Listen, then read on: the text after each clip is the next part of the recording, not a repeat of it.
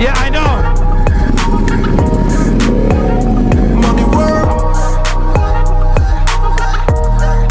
Se arregla con dinero. SC Project, Brandon, that's on here. Money work. Si me quiero educar, dormir en algún lugar. Really cool. You're also gonna change the kickstand now, guys. Alright, let's take a quick look at the Hopefully I'm all good, guys. I rolled over something. Un par de gente se llama el Money, money, pasa verdadero. Si tienes lo verde siempre llegará primero. Pero yo Lunes. Money work. El mundo quiere dinero. Yeah, I know. Money work. Se arregla con dinero.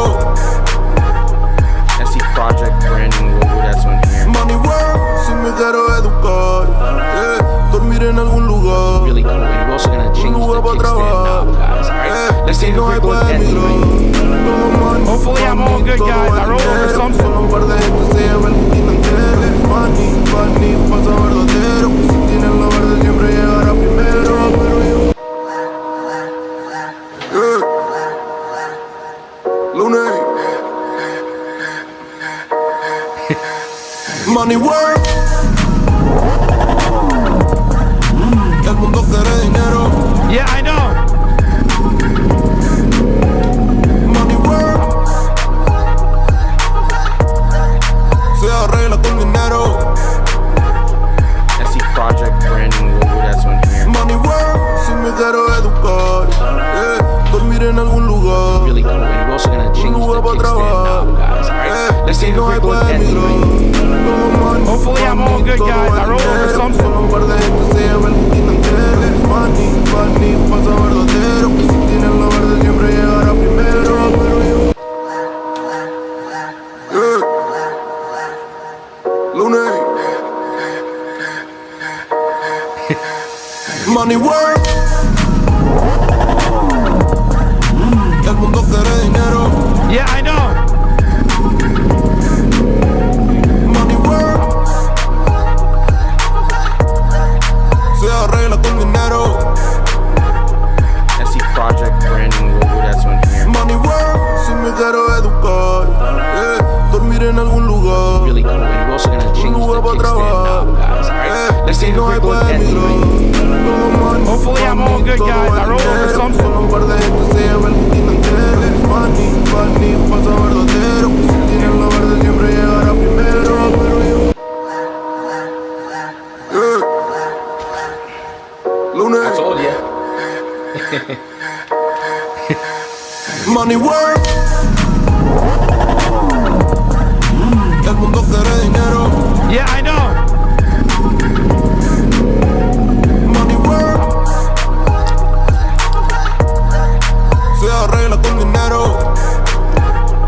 SC Project, Brandon, that's on here. Money work. Si me quiero educar, dormir en algún lugar. Really cool. You're also gonna change the kickstand now, guys. Alright, let's take a quick look at the Hopefully I'm all good, guys. I rolled over something. Un par de gente se llama el Money, money, pasa verdadero. Si tienes lo verde siempre llegará primero. Pero yo Here we go. So last time I'm gonna let it run and then we get this started. Money work. El mundo quiere dinero. Yeah, I know. Money work. Let's get that thumbs up, guys. We have 14 people in here for so far. We only have 9 thumbs up. Might as well drop it in. SC Project, Brandon, that's on here. Money work. Si me quiero educar, dormir en algún lugar. Really cool. You're also gonna change the kickstand now, guys. Alright, let's take a quick look at the Hopefully I'm all good, guys. I rolled over something. Un par de gente se llama el Money, money, pasa verdadero. Si tienes lo What's good? What's good? Mike's in the building. Welcome to another Freestyle Sunday, everybody. Super excited for today's guest. I think pretty much everyone that's tuned in right now is going to be pretty excited for it, only because You know the deal. You've seen the name. You recognize who it is. It's already in the title, downshifteightythree. A very well-known individual amongst the motovlogging community, the motorcycling community, pretty much overall. If you're into biking, you're on the internet, you're going to know who this person is. So really, really dope. And we are going to be doing things a little bit different only because, as you guys know, Downshift does not show who he is. But trust me, it's going to be good. It's going to be good. Maybe he'll do a face reveal tonight. Let's see. I know the fuck you lying. He's already getting lit. And of course, we're going to have a little bit of controversy for sure.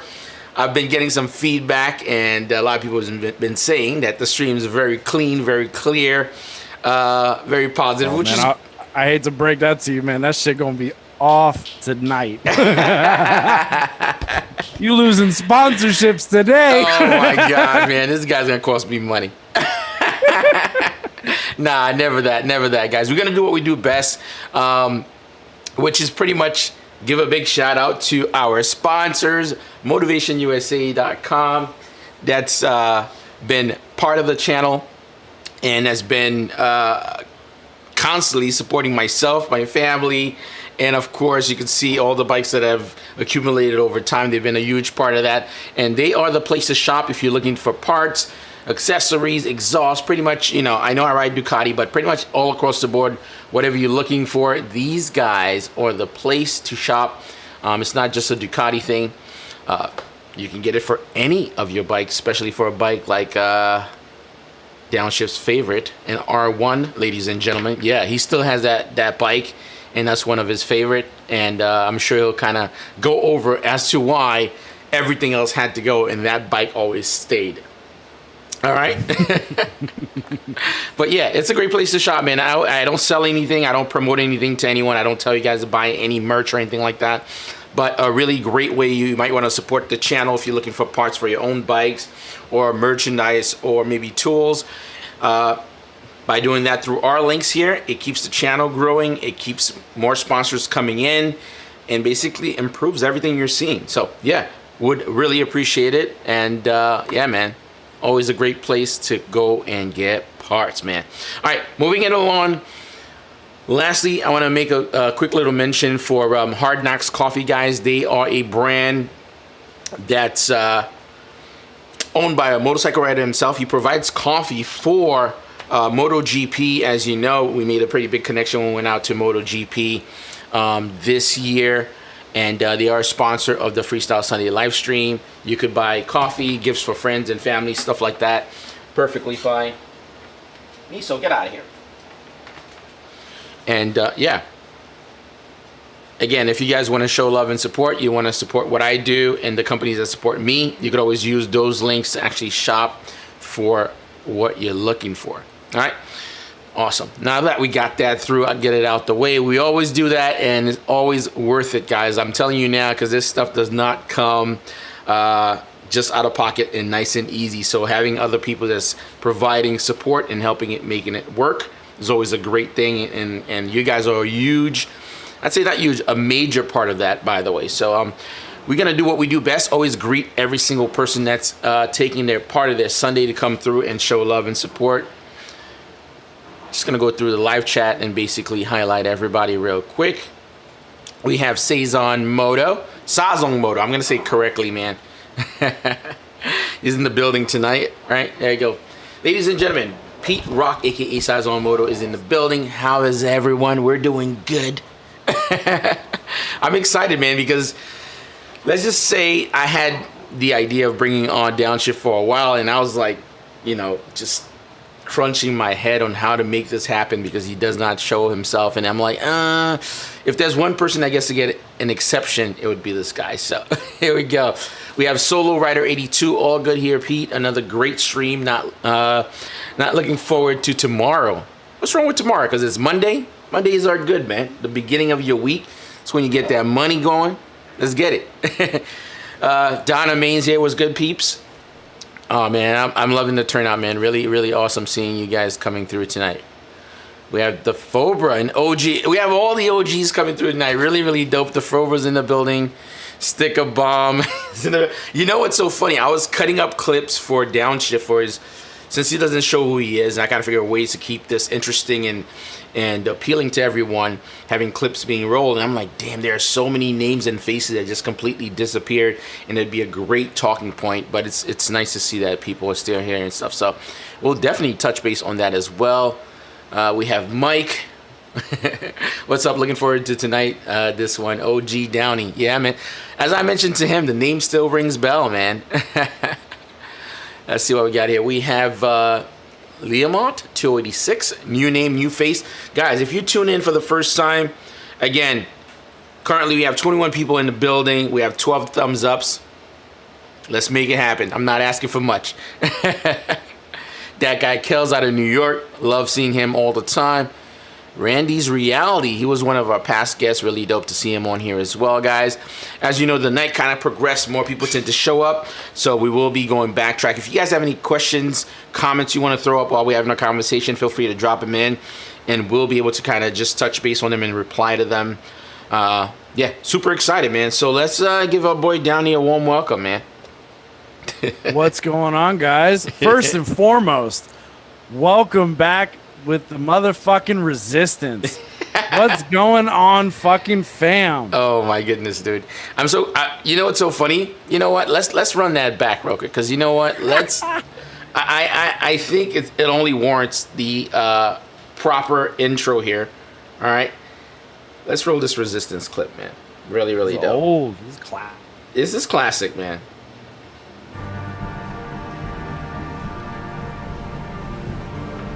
The Resistance. The motorcycle brotherhood and the art of the video is what brings us together. Riding free, with a show of presence, commanding and dominant, striving for greatness, accepting nothing less. The Resistance represents everything the YouTube motorcycling community encompasses. The passion for the ride, the camaraderie of enthusiasts, the common dream to ride free and amongst your friends, sharing it through our generation's greatest medium. It's not just a thought or a dream or something that is unreachable. It's the moments you share with your friends and the memories you create, with two wheels being the catalyst. The Resistance is the drive and desire to grow, resisting all that stand in your way to ride free. You are the Resistance. We are the Resistance. We are the Resistance. We are the Resistance. We are the Resistance. We are the Resistance. We are the Resistance. We are the Resistance. We are the Resistance. We are the Resistance. We are the Resistance.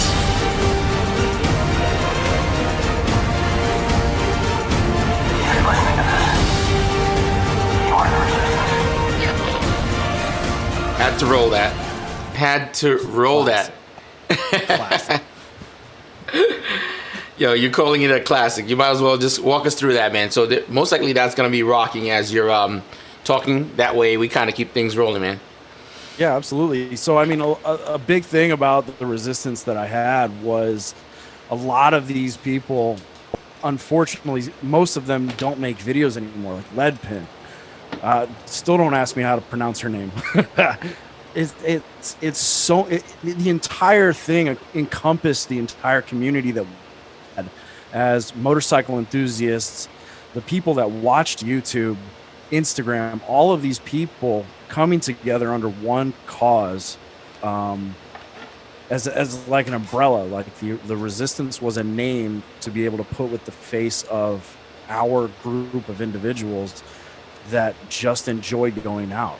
You know what I mean? Like going to a bike night, like the biggest one would be like I'd get stories from people saying that they went to a bike night not knowing anybody, and they would be able to talk to somebody because they saw a Resistance sticker on somebody else's bike and be like, oh shit, you know, so-and-so and so-and-so.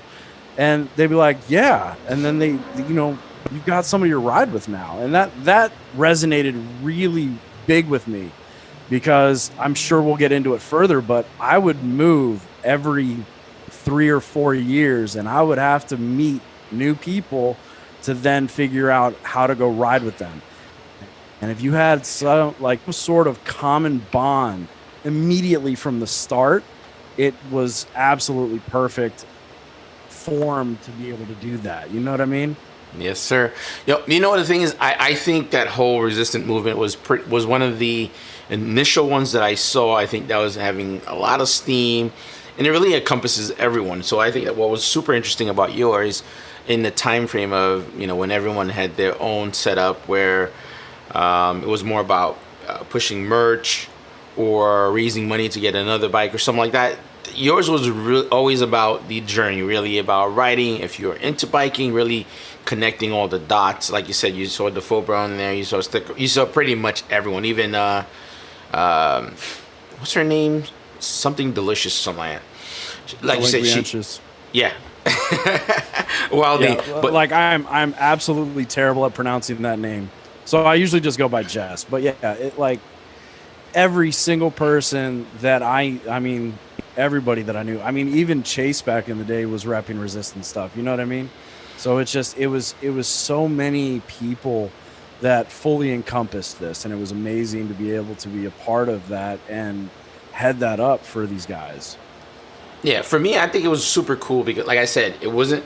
Yes, there was some merch in it, some stickers and stuff, but people were really buying it to honor the, being part of it, really throwing it on their bikes and like, oh, you have the resistance sticker. So that was super cool. So I had to kind of, really actually roll this out and just really start from that point on.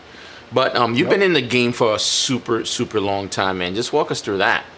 Oh, shit. So, I mean, technically my first YouTube video went mini viral, and it had nothing to do with motorcycles. I threw an Xbox 360 off of a 2-story building because it got the red ring of death.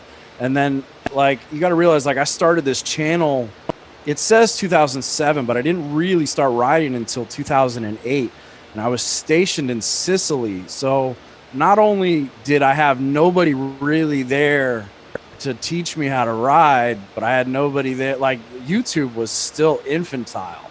Like, there's the people that had cameras in their helmets for motorcycling was so few and far between. It was a birth of something from like nothing. And I consider myself like a second gen vlogger. The first guys that were doing it were obviously Bilma on Live. I can't even fucking remember the website. And then obviously you had Morta 13, which is another classic individual that had started this way before I did. And I mean, we had to make shit work. There weren't action cameras back then. I had to take a camera that had a telescoping lens, cut a hole in a shitty helmet that I had just to be able to film like these wheelie tutorials that I had. And I was filming these to learn, because back then YouTube didn't have people taught wheelies. There weren't videos on how to do it. And since I was learning, I was like, well, let me figure this shit out and film it at the same time. By the way, I just have to quickly cut you off. Rest in peace to Bilma. I didn't know him, but the Fulber always said very positive things about him, and I know he passed away. So again, a lot of people has been part of this game. I don't think it had anything to do with motorcycles, but he's just no longer around anymore. Just out of respect, wanted to say that. But yeah, I for me, it's just really, really interesting watching some of your videos. The funny thing is, while I'm ripping some of these videos to just have them for the interview and stuff like that, they're not even like HD. They're like, some of them I have to stretch them or like up-res them to make them look reasonable to actually run them. So this is how long you've been contributing to this, niche market, actually. Yeah, since about 2008 is when I started. I started riding April 2nd, 2008 on a brand new 2008 ZX6R that I bought from Germany and had shipped down to Sicily where I was at. So yeah, I've been doing vlogging or motovlogging since 2008. It's been a while. So I'm assuming you've met a lot of people and interact with a lot of people, and I'm seeing that there's a lot of people you're super cool with still. Even Stickerbomb is here. You've always done some really cool projects with him, with some other very interesting. I think Misfit is pretty tight with as well. Any falling out with, not to name names or anything like that, any falling out with, let's say, people or things that didn't work out to what you expected to be, because based on what you were building with the resistance, it's all about coming together. Whether you know how it is, you go to college or whatever, a good friend or from high school, you don't see them for 10 years, but then when you bump into them, it's almost like yesterday. So anything that didn't pan out. Yeah, absolutely. So, I mean, like Defobra mentioned in the chat over here, Z-Magic 97 and Rebel Yell 91. I'm correcting him. Both of those guys I haven't seen in a very long time. I don't know what Rebel Yell's doing, but I still watch Z-Magic. He's got a family. He's got kids. He doesn't do videos anymore. He was doing that, I think, if I'm not mistaken, through college. And, you know, I'd met up with them once, but I mean, I still love seeing these people like, and what they're doing on a day-to-day basis. I still meet up and talk to Rhino Ride, and like shit, I lived with him for a couple years as well. So, like a lot of guys, I have absolutely no problem being back into, you know, talking to them and shooting the shit with them, even if I haven't seen them in fucking years. Let me ask you something. What do you think happened with motovlogging? Because it seems like there was a big surge of everyone being very excited, people grabbing bikes, and the R6, of course, was like the thing everybody has to get kind of thing. I fucking hate the R6. You better don't say that, man. You're a big yammy guy. So. Well, I mean, the new look looks fantastic, but the old one has a fucking dick in its forehead. Yeah. I hate the older R6. They're just like, man, they're just like Gixxers. They didn't do shit for 10 years. Yo, he's Yamaha through and through. No, don't listen to him. He's Yamaha through and through, no matter what. What do you think happened to all these people, man? I mean, I always speculate with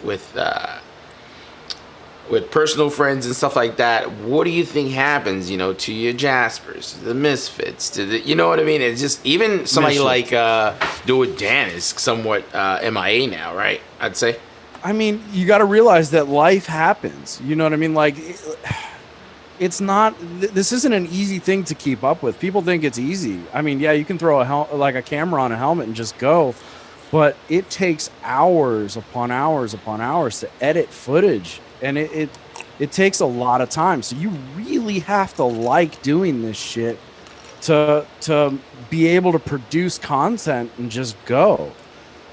So some of these people, like they're, if you're not doing it to have fun, you have to, like, there has to be some form of income along the way. Do you know what I mean? Like, you can't just expect it to work. I don't know if that makes sense. No. So I mean, like, some of these people will just like dip out because they don't have the time or they don't have the ability to continue doing this kind of stuff if they have to provide, you know, an income for their family. And I totally understand that. Which I'm glad you kind of brought this up, only because it's something I think I struggle with my own personal channel as well, which I have a very good time with. By the way, my dog thinks I'm playing fetch. Every time I look down, she brings like a toy. I'm like, gotta throw it in between takes and stuff. That's one of the benefits of moving the stream from the garage to a cooled office where I can kind of chill a little bit. So she gets to be Sometimes a little. It's too hot. I'm not doing this shit in my garage. Oh my God. 9 degrees in there right now. I'd be sweating my balls off. Thank you. Yeah, man, it's nasty in there. So I'm like, I have to, if I want to keep this going, I have to be in a cool and relaxed area where I can kind of chill or whatever. But yeah, it's a very compromising place to be, I think, when you're throwing money at this. You have your bike. I mean, granted, most people don't buy the bike for this stuff. They just happen to like, oh, I have a bike. Motovlogging might be cool. And it starts from there. But then, you know, then you start going out. Then you start going out to record clips. You have to start getting better cameras, you know, doing certain things. At some point, you're just pouring money into a pit. You know, you have to make a decision kind of thing. So, well, I mean, nobody really understands how much money actually goes into this shit. Like, I just bought all new camera equipment and just trying to figure out how to set up audio and all of this other crap again. And it's expensive. So like, you pick up a new Cena, it's fucking expensive. You pick up a new GoPro, it's expensive. I just picked up a 360 camera, that's expensive. You know what I mean? I have a drone too, so I'm looking at almost $2,000 in equipment just for fuck. So it takes a serious investment, and it's not like you can just throw on a camera and be able to stand out from the crowd. You have above and beyond. Like, I bought a drone after I started seeing Fastlane D's videos, because this dude's throwing like drone footage in the middle of his shots, and it's absolutely stunning. And I'm just like, fuck, if I'm going to get back into this, I need to step my own game up. Yo, you know what's so funny? You mentioned Fastlane. If you look at some of the older videos of you probably meet up in Atlanta and stuff, he's been there. Yeah. He was young. He was that young. Like, people didn't spot who he is until now. I mean, he's been grinding. No, he didn't have any fucking muscles back then either. he was tiny. Yeah. Tiny. This dude's fucking jacked. I'm like, you piece of shit. Yo, it's super interesting. But you know what? That's really dope, because we're talking about something that you were a part of, or at least helped build. Now you're seeing, like, it's almost like seeing the fruit of your labor. Like, you know what I mean? It's like him being along, and I don't even know where I fit into this piece, really. I don't know if I was part of this gen or like after, but all I know is I wanted to be creative and do like interesting stuff on a motorcycle. And that's the base of everything. If you happen to be able to make it, then you make it. If you don't, then, I mean, as long as you're still doing it for fun. I still know of people that make videos and make content on like the daily, and they get like 1 and 2, 3 views for their videos. And that's just the way it is, unfortunately. But I mean, fuck, they're titling, and sometimes their videos are boring as fuck. I don't want to be too harsh, but I mean, that's really what it boils down to. I mean, even my videos are boring as fuck sometimes. Nobody wants to hear a motovlogger talk all the entire time. That's why some of these people that blow up are because of like serious incidents. Like, you'll have like case in point when Chase wrecked the Panigale. Like, his channel absolutely exploded after that, because it was just a viral video that by chance he was able to capitalize on. But I mean, like, going out and purposefully doing stupid shit, you see that all the time. And that's what happens on what's that video or that channel's name is, like, it always starts with what a day, what a lovely day. You know what I mean? It's just like all of those videos are people doing absolutely dumb shit or getting wrecked all the time. And like, yeah, you can get big from doing that shit, but I mean, at what cost? Like, you could lose your life. Well, you know, the funny thing is, by the way, I'm going to say this right now. Downshift is absolutely guilty for one of my biggest video in the very beginning, which was my cop video. I think it has millions of views at this point. To the point, I was very stubborn when I was doing this. I'm like, nah, I want to do creative stuff. I want to do something that's very appealing and very cinematic and storytelling. I had this whole idea of how I wanted to be a motovlogger and transcend being a motovlogger. Hence, none of that shit worked. So so here we are creating new paths, doing streams and stuff like that.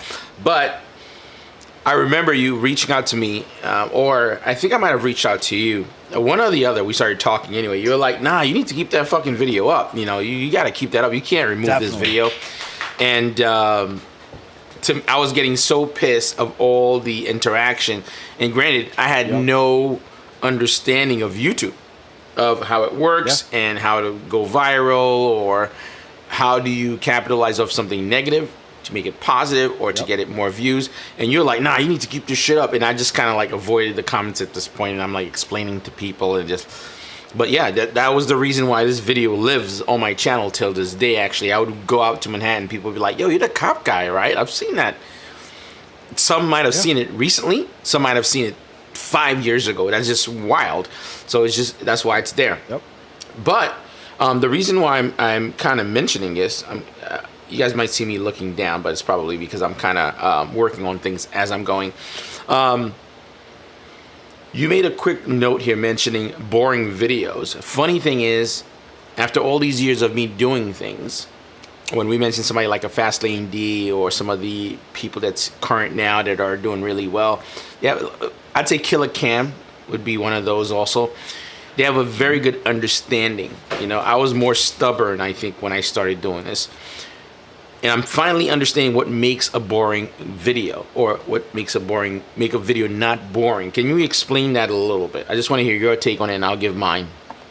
So, your initial 30 seconds are the biggest thing that you have when you are trying to grab somebody's attention, because you got to realize now you have shit like TikToks and Instagrams and stuff like that, where if you lose somebody's attention within the first 6 seconds, they're not going to keep watching.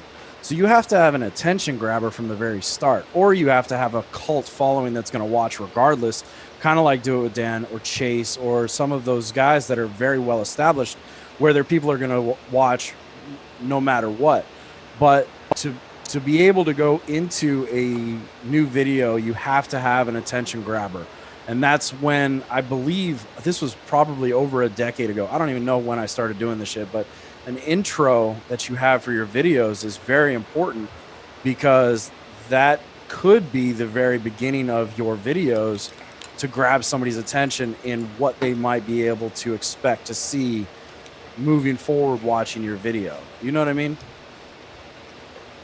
Do you think that was something that everyone was privy to? Only certain people kind of had an inclination that that's what you're supposed to do?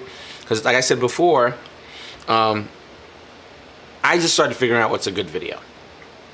I've gone through my channel, really watching it outside of myself, because I think as creators sometimes, or writers, when we do something, we always look at it this way.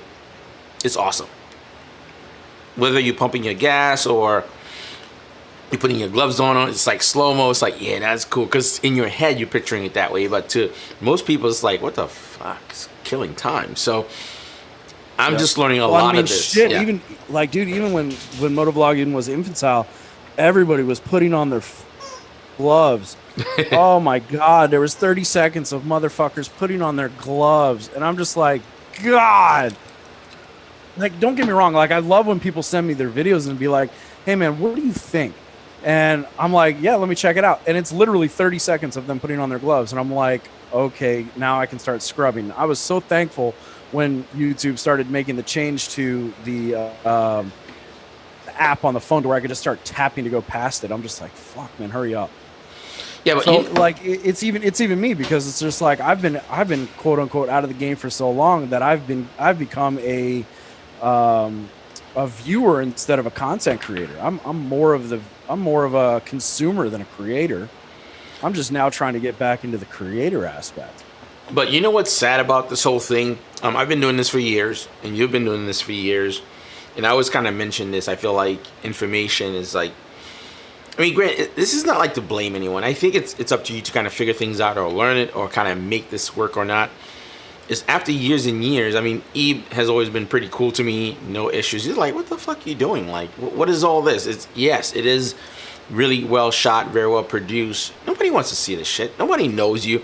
And it was like that really harsh, you know, and one of the mistakes I think I've made, right? I filter some of my videos with my wife, right? And you know how it is, whether you have a wife or your girlfriend, whatever it is, it's very difficult for her to be like, nah, that's kind of whack, you know, because she loves you or whatever, if she does. Yeah. So everything's going to look fine.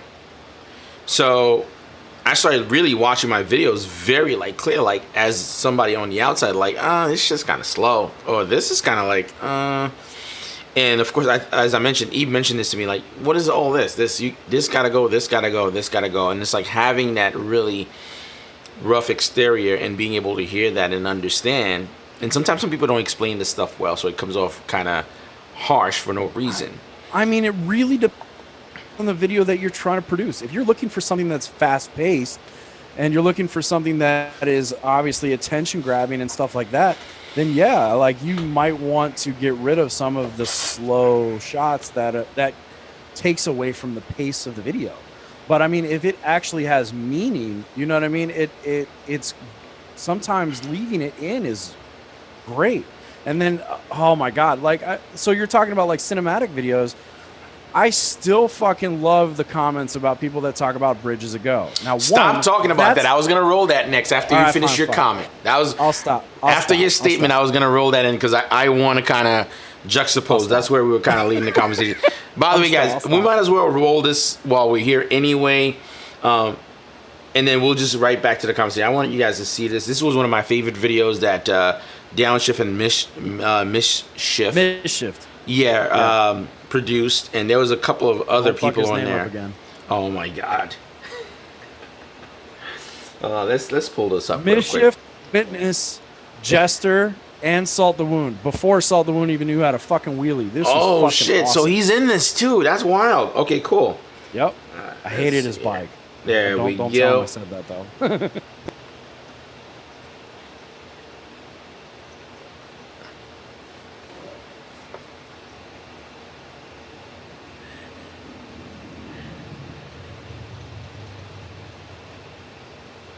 Sorry guys, looks like I didn't pre-prep this all the way and it didn't play the audio from jump. Let's do it again.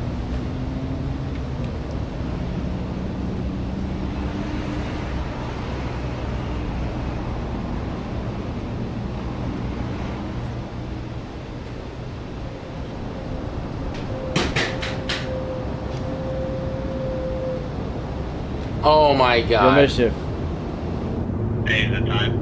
Yeah, dude. Hey, the bridge is a go. Text the guys. Alright. Alright, man.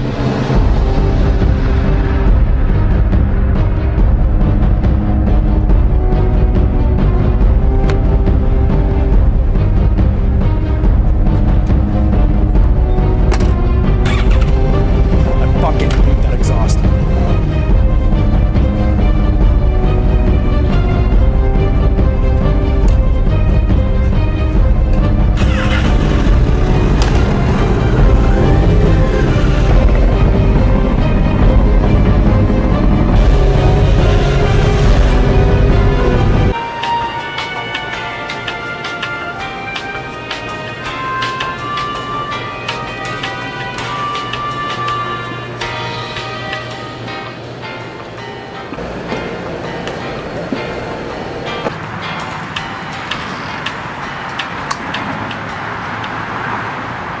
Hands down the best part.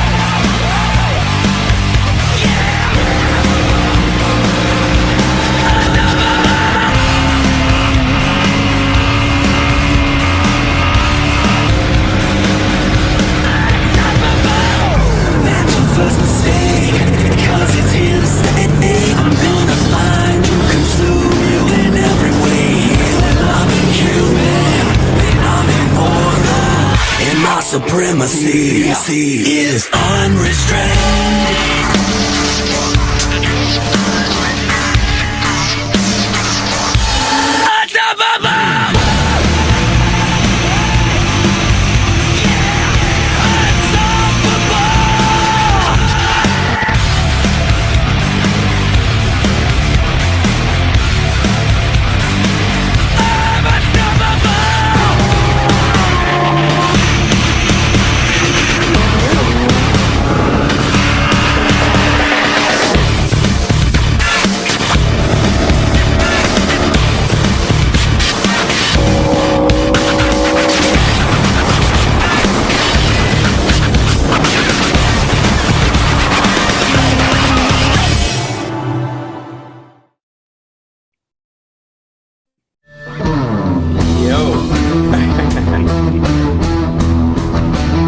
This is one of the videos that totally has changed the game in my opinion. I think it's probably the beginning of cinematic pieces, I'd say. Right? Would you agree? Yeah, absolutely. We had such a blast filming that video. Like, and to be honest, that isn't even my video. It's not on my channel. No. That's Mischief's video. Yes. And that's like the best thing about it is it is still associated with being my video, and I get no fucking views off of it. Yeah. I love sending people to that video because it is a benchmark for a plot line and a like absolute execution of a story. It is so fucking perfect. I loved A Bridges Ago and how we did it. Keep playing it in the background. Don't play this shit. Oh, come on, man. Yeah, You like... All right, hold on. I'll throw it on. Oh my God, he's like throwing back. He is wild right now. Go ahead, you're good. By the way, I'm glad you mentioned this. I'm gonna ask a few questions. So you know what? Let's run that back, and I want to be able to kind of dissect this a little bit. So you guys showing that you have sponsors on this. So I'm assuming you guys work with Sport Bike Track Gear. Did they either provide stuff? You say you guys. Like I said, this isn't my video. Oh, this is Mischief's video. Okay, so I can't even ask you, was this like paid for sponsorship? Because you know how it is. No. Yeah, this is not something that we got money off of. Oh, this no. was literally there was no compensation whatsoever for this. Ooh. It was just a bunch of dudes that went to go have fucking fun and destroy the Skyway Bridge in Tampa.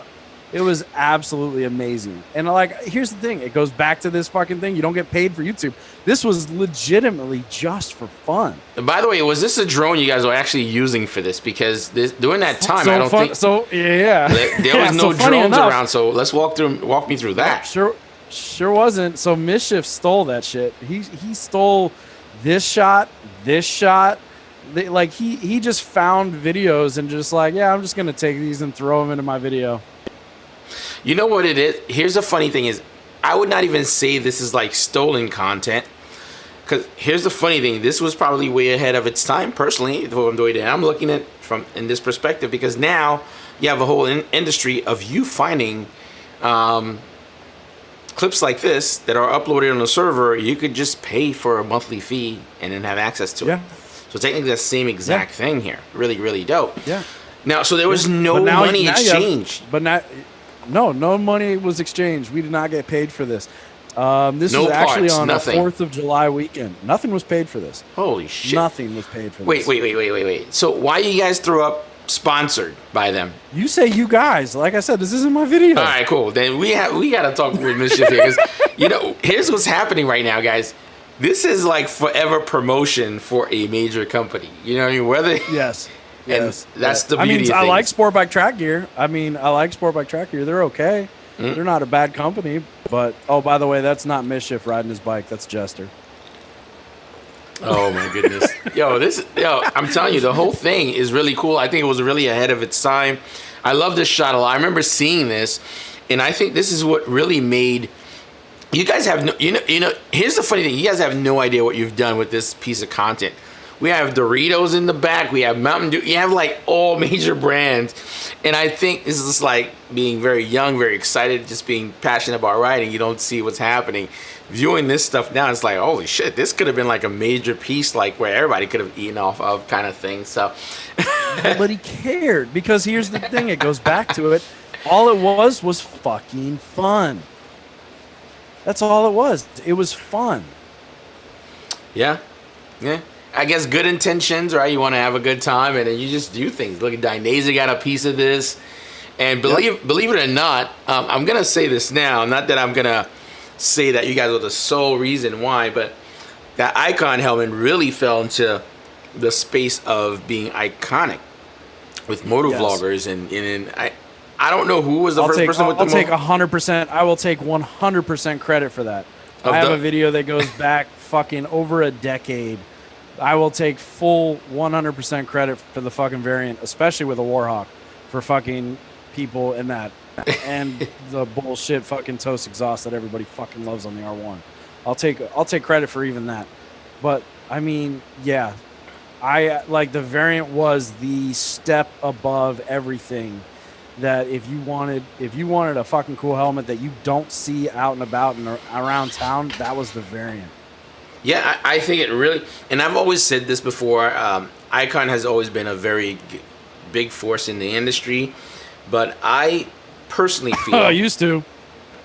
Wait a minute, let me finish my thoughts, man. What the fuck? Oh my God, he's sorry, like man, losing his shit. My bad. So, I believe Icon is in the same space that Ruroc is in at the moment. But I think with the help of motovloggers and videos like this, has really managed to build a brand to put it in a space where it's really respected now. It's not like people thinking, oh, you know, we can't compete with Shoei or Arai or whatever, which is what Ruroc is going through, like dealing with those hardships. And hence why they're trying to build that connection with like vloggers and content creators. And now you started seeing a lot of big names doing I think, at least for me, I think I've seen the Warhawk. You were the first person I've seen it with. Then I saw you do it with Dan's, and then even Fastlane D at some point he did it as well. Yeah. So I think that was my first initial reaction seeing that. So I think those are all little cool things. But I personally, two companies I could say that was built off motovloggers back from the OG old time would be Cena. 100%. And then Icon. I can't say Icon completely. They're their own company, but a lot of their publicity was really done by motovloggers for free. Very true. Very true. Very true.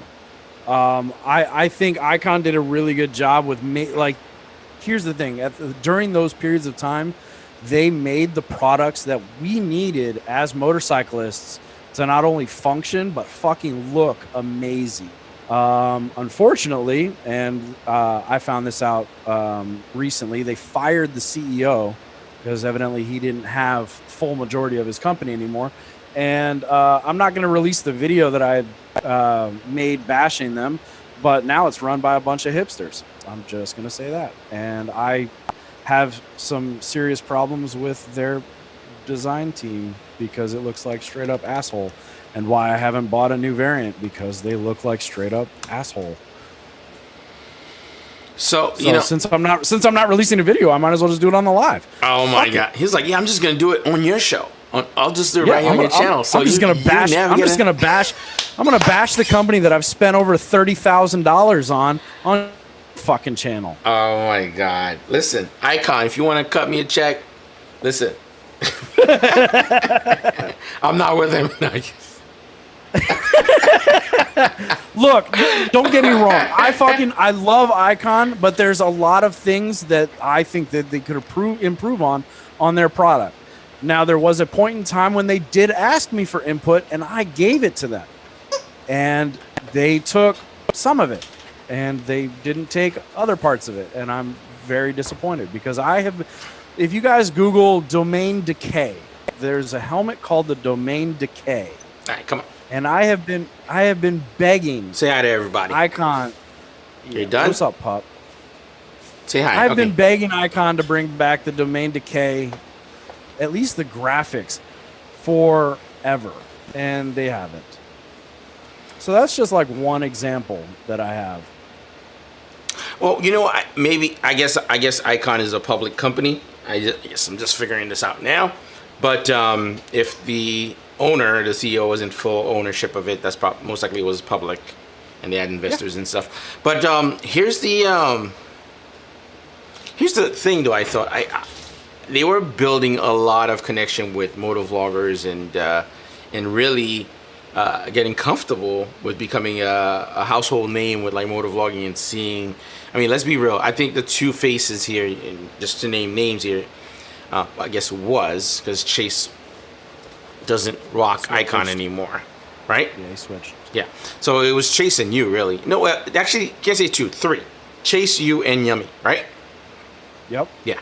So you had the red versus blue, and then you had the carbon and stuff. And man, they made a very cool product, and I think it was very enticing to people that are in the age range of 18 to 26, or if you're in college. And it encompasses this thing about motorcycle that's cool, right?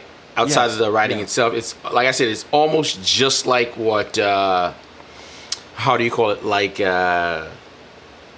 Ruroc is doing right now, you know. And I think Ruroc is struggling a little bit because it's been done with Icon. Yes, but I mean, there are also a lot of bad press. I have not gotten my hands on one yet. I will say that I have, as of yesterday, ordered one. But I mean, to be perfectly honest, I like the design. So I mean, yeah, I ordered a Ruroc. There's no Icon helmets that they have currently that, one, I don't have, or two, that I want. So I did not order another Icon helmet. I mean, fuck, I even switched to Simpson because I couldn't get a Ruroc at the time because their shipping was absolute dog shit. Well, they've gotten a lot better with this stuff. By the way, we do have their, I think their marketing team tend to pull up in the stream every now and then and stuff like that. So if you are in there, reach out to Downshift. He'll most likely definitely do a great video, at least give you some great feedback on it. And from what I'm told, the latest edition is really, really well done to speak to that. So yeah, and I promise I won't cut it in half like somebody else did that they gave one to. Oh my, don't start shit, man. This guy is straight starting shit with people. So Gears and Gadget. Why? Fuck that. Listen, Gears and Gadget got his Ruroc helmet and cut it in half. And just to kind of show, granted, I think it's a cool video. I think it's a good video. You know, he's very candid about stuff, talking about, you know, pros and cons, you know, areas of opportunity. And I think, to be honest, I think all of the negative press that Ruroc got was a good thing. It made them to light a fire on their ass, and they quickly started making changes and really started stepping it up. They thought they were going to create a cool design, lots of great imagery, great promo, and a subpar helmet and get far. But they soon quickly realized, hey man, these guys are not just motovloggers, they're not just content creators, they're not just looking for free stuff, which I think at some point that was a thing in our community. Now people are just like, listen, this is not it. So they were able to make changes within 2 years and really brought it to the point where it's a good helmet now, from what I'm told. Honestly, to be able to take a product and make the changes and get it to the customers in a 2 year span is very fast. Because let's just say this: I knew about the variant. Actually, no, I knew about the Air Flight 5 years before it dropped. And oh, wow. I said I liked it. So I knew about the Air Flight 5 years. So it took them 5 years from R&D to actual production. So it definitely took them a while. So for a company like Ruroc to do it in 2 years, that's really fast. And like I said, I haven't gotten my hands on it yet, and I will soon if they ship from the United States. Now, like I think they are. So, I mean, if they got rid of their shipping constraints, then they're going to be a force to be reckoned with. I don't know about their jackets or anything like that because I have nothing to speak on it. But I mean, like I said, I like the design of their helmets. All right. It's a more aggressive looking Simpson to me, and I have 2 Simpsons right now, which is more than a fucking Ruroc. Hold on, let me hold that thought for a second. I'm just gonna pull up the chat. There's a couple of people that came in as well. And also just want to say hello to everybody. Guys, by the way, if you see that I'm looking down or the other way, it's because I'm like monitoring a lot of stuff, making sure everything goes smooth. Not that I'm being rude. I don't have like a producer doing the techie stuff on the back end, so I'm kind of like on all fronts here. We'll be pulling up some comments right above here. I know there was a comment here for Downshift. Also, I wanted to give a special thank you to Solo Rider 82 for the super chat. Thank you, sir. It's always welcome. And also, who else did drop a super chat? It was Ducati Fam Florida. Dude, you in Florida? Hit up Downshift, man. Go out for a ride with him, man. Good people. I think he said he was in Jacksonville, if I'm looking at the chat right, but I mean, yes, sir. Nobody knows me anymore because I ride a fucking piece of shit cruiser. Dude, calm down. Oh my God, he's so dramatic, man. What's good, Travis Silver? By the way, guys, we do have 34 people currently on the chat. If you're enjoying the conversation, I'd appreciate if you hit the thumbs up. Your boy's struggling here with the algorithm, trying to play this game. You know what I mean? It doesn't hurt, so that definitely helps. I see a lot of my fucking fam and homies in this chat. Yes, sir. I see Sapo for a long time. Yeah, Sapo's awesome. He's OG too. Yep, Sapo is awesome. I'm telling you, dude. You even got Liquid Ice up there somewhere. Dude, Ducati pilots in the building also. Yep. Who else we got? We got quite a few people, man. Really, a lot of people coming. Tuning in, guys. Always appreciated, seriously. And Danny, I really appreciate you coming through, man. I know it's taking part of your... He actually has his own little show he posts up. He actually canceled his to be on here, so thank you, sir. I appreciate it, man. Yeah, absolutely. I love my super classy Sundays, but I mean, to be able to get onto your channel and do a live stream and be able to have instant feedback from some of these people, it's fantastic. Yo, you talking crazy right now, man. He's like 100,000 subs, man. He's no, wild. He's not. I've lost 100,000. I just have the play button. It's dude, not, we're gonna backtrack I'm not at to 100,000. I don't have 100,000 no more. Yo, you always be 100,000 in my eyes, dude. You hit it already. Better send me a new play button. We have Georgia Grow Guy. Was good, man. Appreciate you tuning in. Power Moto also tuned in as well. So what else? Mega Kane 84.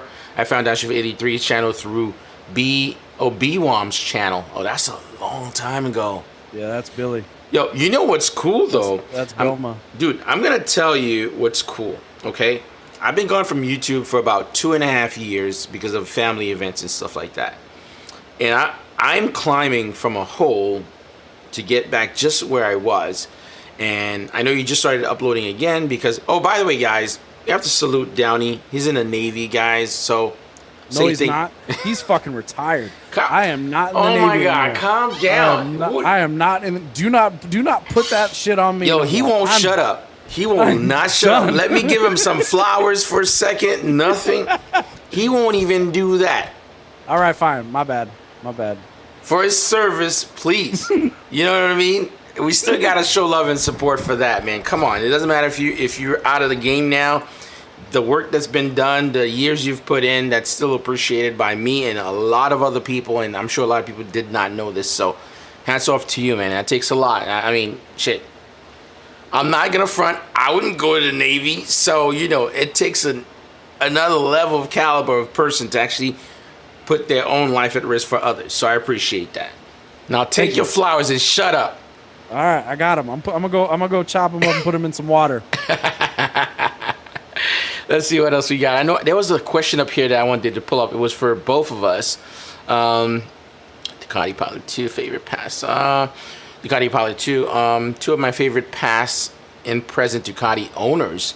Yeah, hopefully we can get Ducati. We can get Downey back on the Ducati, but I think on a V4 you'd be happy. But yeah, I've been don't fucking man. I've been looking, but I got other projects. I got other projects that cost about the same as a V4. So fuck. Yo, I could see you on a V4 and you would love it. Hold on here. There was a good question here. I'm trying to find it. Actually, that's so funny. Solo Rider 82 mentioned here. I kind of want to pull up some burnouts at the gym watching these clips. Yeah, man, it's that exciting. We have 608 Mafia. Guys, by the way, there's a lot of people that I've never seen here. If you're watching the channel, if you want to sub to my channel, that'd be very appreciative. If not, man, enjoy the stream and hit the thumbs up. That's always good too. But I do produce other stuff outside of the Freestyle Sunday stream. So let's see what else we got. I know there's a couple more here I saw. I'm trying not to wait till the last minute to read these because they get so far up in so many of them. Let me see. Solo Rider 82 mentioned here the way the Red Bull got thrown. I'm sure they walked. Oh my God. Funniest scene. Absolutely funniest scene. Let's see here. Lamont 206. The whole reason I'm an Icon fanboy is because of Downshift. Yup. Yeah, man, these are big deals, and I'm sure some of these companies know. We have Apollo XB here also. Downshift driving Rurock another, giving the Rurock. Oh, sorry. Yeah. My mouse was there. I couldn't read the G. Giving Rurock another chance. Yeah, man, I saw you had a little difficult time with that too. 608 Media. I bought all my Icon gear because of Downshift. He should have gotten a cut from all these sales. If you guys would like to see some of this, I have a little bit of an insight regarding, I guess, business dealings with companies and how we could do a back end stuff. If you guys want to see a conversation regarding stuff like this, I can definitely bring someone on that we can kind of touch base on. A lot of this stuff is not secret or anything, but it's just since this business is always on the back end and it's kind of quiet, but I try to have the channel as open as possible and at least try to give something because early on with my channel's motovlogging, showing good times, I try to have something to give back to the people spending their time watching. So let's see what else we got here. D Fresh is in the building. Well, it's been a minute. Oh my goodness, man. Sickness 707. Man, we have a lot of people here, guys. Please don't get upset if I don't see your name, if I didn't read something. So I apologize ahead of time. Michael, been following Downey before. The resistance stickers from another DD214 holder to another. Cheers. Yeah, man. Cezanne dropped a fucking bomb ass question down a little bit further. Where? If you could spot it before, just let me know. Let me see Cezanne. I wish there was a filter here I could kind of just pull up like specific. Scroll down. How far down is it? Sorry, guys. Hold on. Okay, there we go. Cezanne Moto. Did he face any challenges with not showing his face, and did he ever consider showing his face at some point? That's funny things. That's the question I was looking for. Yep, that is a fantastic fucking question, and I will absolutely not show my face. Now, as far as the challenges go, with my prior job of being in the military, right, I could have faced repercussions for said content of all the videos that you just saw, and possibly gotten separated out. So I took a sabbatical for like 3 years because I had to dedicate the time to making sure that I was going to be able to retire. And I knew that if I had kept doing dumber and dumber shit, that that shit would have just gotten caught up with me. Now I can't speak for the other individual that to mention because I don't have the whole story. However, I do know that Max Wrist was in the military and he did videos very similar to what I did, and he ended up getting separated from the military for his videos. So I feel like I did a good job keeping my big mouth shut at what I did for the past 20 years. So, I mean, like, to be honest, anybody that's in the military, if you plan on making videos or writing or doing anything, that any of that shit can be used against you for your job. So if you do make videos, make damn sure that nobody fucking knows that you're making them where you work, and make damn sure that nobody knows what to do in those videos, because it can fuck you up. So I'm actually glad this came up, and it was a very good question. I was going to use it as a transition so we could talk about this. About career, people mixing up their career and then risking their license. Like, one of my biggest fears really, I mean, I got a few tickets, motovlogging and stuff like that. And of course I had that, the viral police video. And to be honest, it definitely struck fear in like me losing my license. I'm like, I really like riding. I really like doing certain things. I don't see that anything that I would be able to do on YouTube warrants me rolling that dice ever again, kind of thing. So, I mean, it's a tough spot. Face, job, name, license plates, addresses, any of that shit you need to shut the fuck up about and just not show it or post it. There was another guy who got in a really serious situation. He was out of Florida. If anybody in the live chat know his name, just let me know. I don't remember. Something Florida. He was doing like really aggressive stuff in Florida streets and like reacting to people and touching people's hands when they were out the window. I know who it is. What's his name? It is. RPS TV. Yes. Damn. And I'll give you a guess if he knows who I am on YouTube. Oh. He doesn't. I'll just say it. He doesn't know who the fuck I am. But yeah, fuck me, right? Yo. But I know him. He doesn't know me. It's okay. Yo. I'm not butthurt. Downey, you can't be that way, man. You've been gone for a long time, brother. Now you're coming back. You're uploading. And the beauty thing, here's the beautiful thing about your channel. I started making that point a little bit earlier. I said I was gone for about 2.5 years. I'm starting from the ground up again and really getting really little views. It doesn't discourage me because I understand what's happening, and I know I'm starting all over again, and it's a reach. That's fine. But the beauty is you started uploading maybe not too long ago. You still have people coming through still showing love. Look right now on the stream. Oh, the yeah, people that needs to know. All these guys are fucking awesome. So, all these guys are awesome. You know, I'd say definitely be grateful for that, man. I mean, you know what I mean? I think, you know, you've always been creative and you've always been very, very honest about what you're doing. Pretty candid about everything. And that's what worked for your channel. And people like that, the genuineness. So, and they're still viewing. So, you know, at some point, you know, it'll get back to what it was. Yep. Eventually. I mean, I'm not sweating it and I'm not worried about it because like I've said previously, even in this stream, it's all about fucking doing it for fun. Like I am not coming into this being like, oh man, if I don't make like 6 figures a year just from YouTube, I'm quitting. No, I'm doing this for fun because that's how I've been doing it. And I'm just now able to get back to doing it. I had to take that break. Yeah, but maybe now that you're out of the service, right? Maybe now that things could change because there's a lot more opportunities now. There's a lot more companies that's willing to cut a check or at least work with talent, depending on the path you want to go. I think, again, there's a lot of people that's doing very well now. I mean, it's really thanks to what a lot of some of the original people did. I mean, it's almost like hip hop. Like, you know, I'm just referencing them. Right. Some of the people that started and they did all the cool stuff, they're broke, right? And then now you have some of the new guys that are barely doing anything of significance. You're cutting the checks. So, you know, it's a matter of where you want to be. And again, you know, that's one thing you've always shared with me. Even from the beginning when there was no money involved, you was like, yeah, I just like doing this for fun. You've always said this and you've always, you know, reiterated. Every time we talk, you're like, yeah, I just want to have a good time with it and stuff like that. So. Well, I mean, here's the thing is I'm not going to change just for a check. You know what I mean? Like if a company wants to work with me, it's because, you know, they see the type of content that I produce and they should know going into it that I don't hold my tongue. I am about as real as you can fucking get. And I have no problem telling people exactly what I see and how it is. And a lot of companies don't like that, and I don't fault them for that, but at the same time I'm not going to change for them. I don't think they dislike that. So here's the thing, I don't think companies dislike somebody being candid or being honest or saying certain things.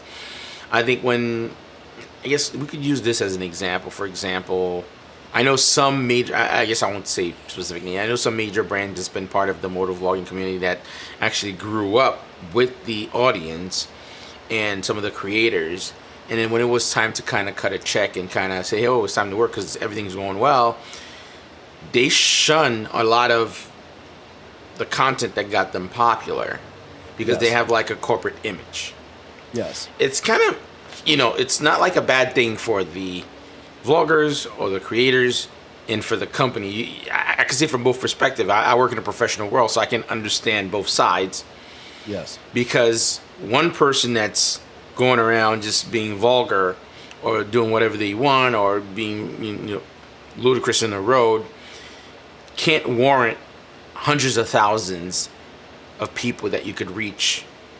You know what I mean? You can't, when you weigh everything in, you can't be like, nah, you know what? We're just gonna avoid 1 million people for one guy. Yes. That's the tough part, and I think, at least from my perspective, I can understand it to that nature. But you know, again, it's one of those things. If you don't want to change certain things about what you do or the way you are, there's other outlets. People will support you. Like, look, people are on the chat now. Some people drop super chats and stuff. You know what I mean? We don't have to do anything specific.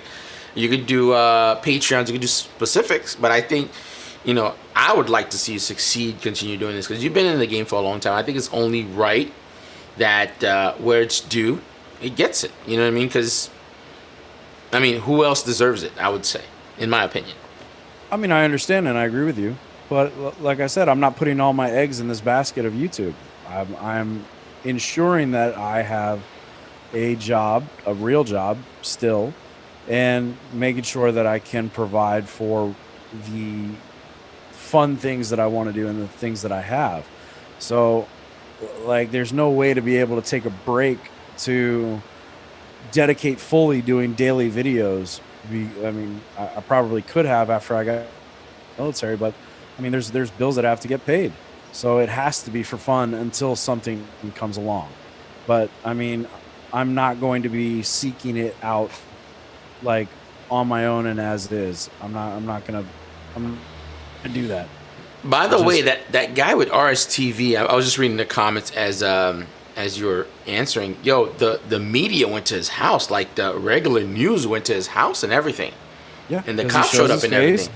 He shows his face. He has a license plate on his bike, which is legal. Mm-hmm. And he I don't know if he's shown his address or anything like that, but I mean, it's not a good plan if you decide that you want to do illegal shit. Well, I don't even think you have to show everything. All it takes is one person that doesn't like you or someone that's a little envious of you. They'll rat you out. There was another guy that was like, I think down south or Atlanta. He was a police officer himself. He had a variant and stuff like that. He was somewhere around that time. He was walking wheelies, and somebody recognized him doing I think some kind of interview. And they were like, "Aren't you the police chief or something like that?" And of course, he was wearing a helmet or whatever, and they recognized him too. I mean, again, there's this balance thing. But then now we have, like, it's almost like gentrification of motovlogging. So now we have a whole different class. We have your Jared Campesi's. We have the Ebes, we have, who else? We got the Killer Cam. Killer Cam is a little bit edgy, kind of like old school edgy too. Yep. So, you know, I think it's really interesting seeing the transition and being able to see this stuff. So that's kind of cool. But I mean, some people just didn't understand what it takes to stay anonymous. Like, I specifically even had vehicles that I would take to work that was not a part of my channel. I guarantee you, like 99.9% of my followers didn't know that I drove a Mini Cooper. Holy shit, you drove a Mini Cooper? That's a bitch car right there, man. No, if I showed you a picture, you'd fucking change your mind. But I'm just saying, like, can I take my invite back? This guy's driving a Mini Cooper around. What's up with you, man? Bitch, hold on. I'm gonna fucking text this to you. You being a whole asshole. You being a whole asshole right now. Yo, I gotta see his text right now. All right, I'm gonna send this shit to you. Hold up. Yo, this dude's whipping around in a Mini Cooper. Yeah, and your fucking reaction better be on this motherfucking chat. Nah, I'm gonna cover my face, man. All right, here you go. All right, here he goes. Oh, okay. All right. Yo, he got it decked out too. I can't show this because you guys don't know about this. Yo, is it lowered? Yeah. Yo, he's straight up Italian job with this one, so okay. Yo, see, okay, so I mean, like I said, like, yo, those wheels though are nice. Okay. I can see a transition. Talking all that jazz. I could see a transition to the BMW though from that. Yeah, it wasn't fast enough for me, so I had to get the Beamer. What and is like I took steps to be able to go to work and not be recognized. Do you know what I mean? Yeah. So that's what I some of the things that you have to fucking take into consideration, that if you just, like, if I showed up to work on my fucking R1, somebody's going to notice that shit and they'll be like, bro. And especially if they don't fucking like me, you know what I mean? It's just going to be like, this is bad. Yo, you know what? Before you even go to the next thing, what's up with you with this R1? So you've had Ducatis, you've had Hondas. This bike stays, guys. You know, we might as well roll this clip of this bike while he's going to talk about it. I know you have a major connection with the R1, and it never goes anywhere. You've had multiple bikes, really nice bikes. The Diavo, you had the Panigale, and everything goes, but the R1 stays. And I think that R1 has inspired a lot of OG motovloggers, current people that really can't afford buying newer bikes. That's their go-to bike. And I know I have the clip here. Where are you, Mr. R1? Yo, I'm going to be tight right now if I don't have that clip. No, I have to. There you go. Yeah, so walk us through that, man. That bike is like a not going anywhere bike. No, so this bike to me is like legendary status, and obviously this thing has been with me since 2010. I bought this bike brand new after wrecking my ZX10. I'd had a ZX6 before that, which was my first bike. I upgraded 2 years later to a ZX10 that I think lasted maybe another 2 years. Or less than that. Yeah, less than that. And then I bought the R1, and this thing has been with me ever since. And I feel really bad because she has been very neglected. But it is still an icon for this channel. And it will make its return eventually. Fuck the Toast exhaust, though. God damn that exhaust. So you don't like it? No, it's a fucking piece of shit. Jesus.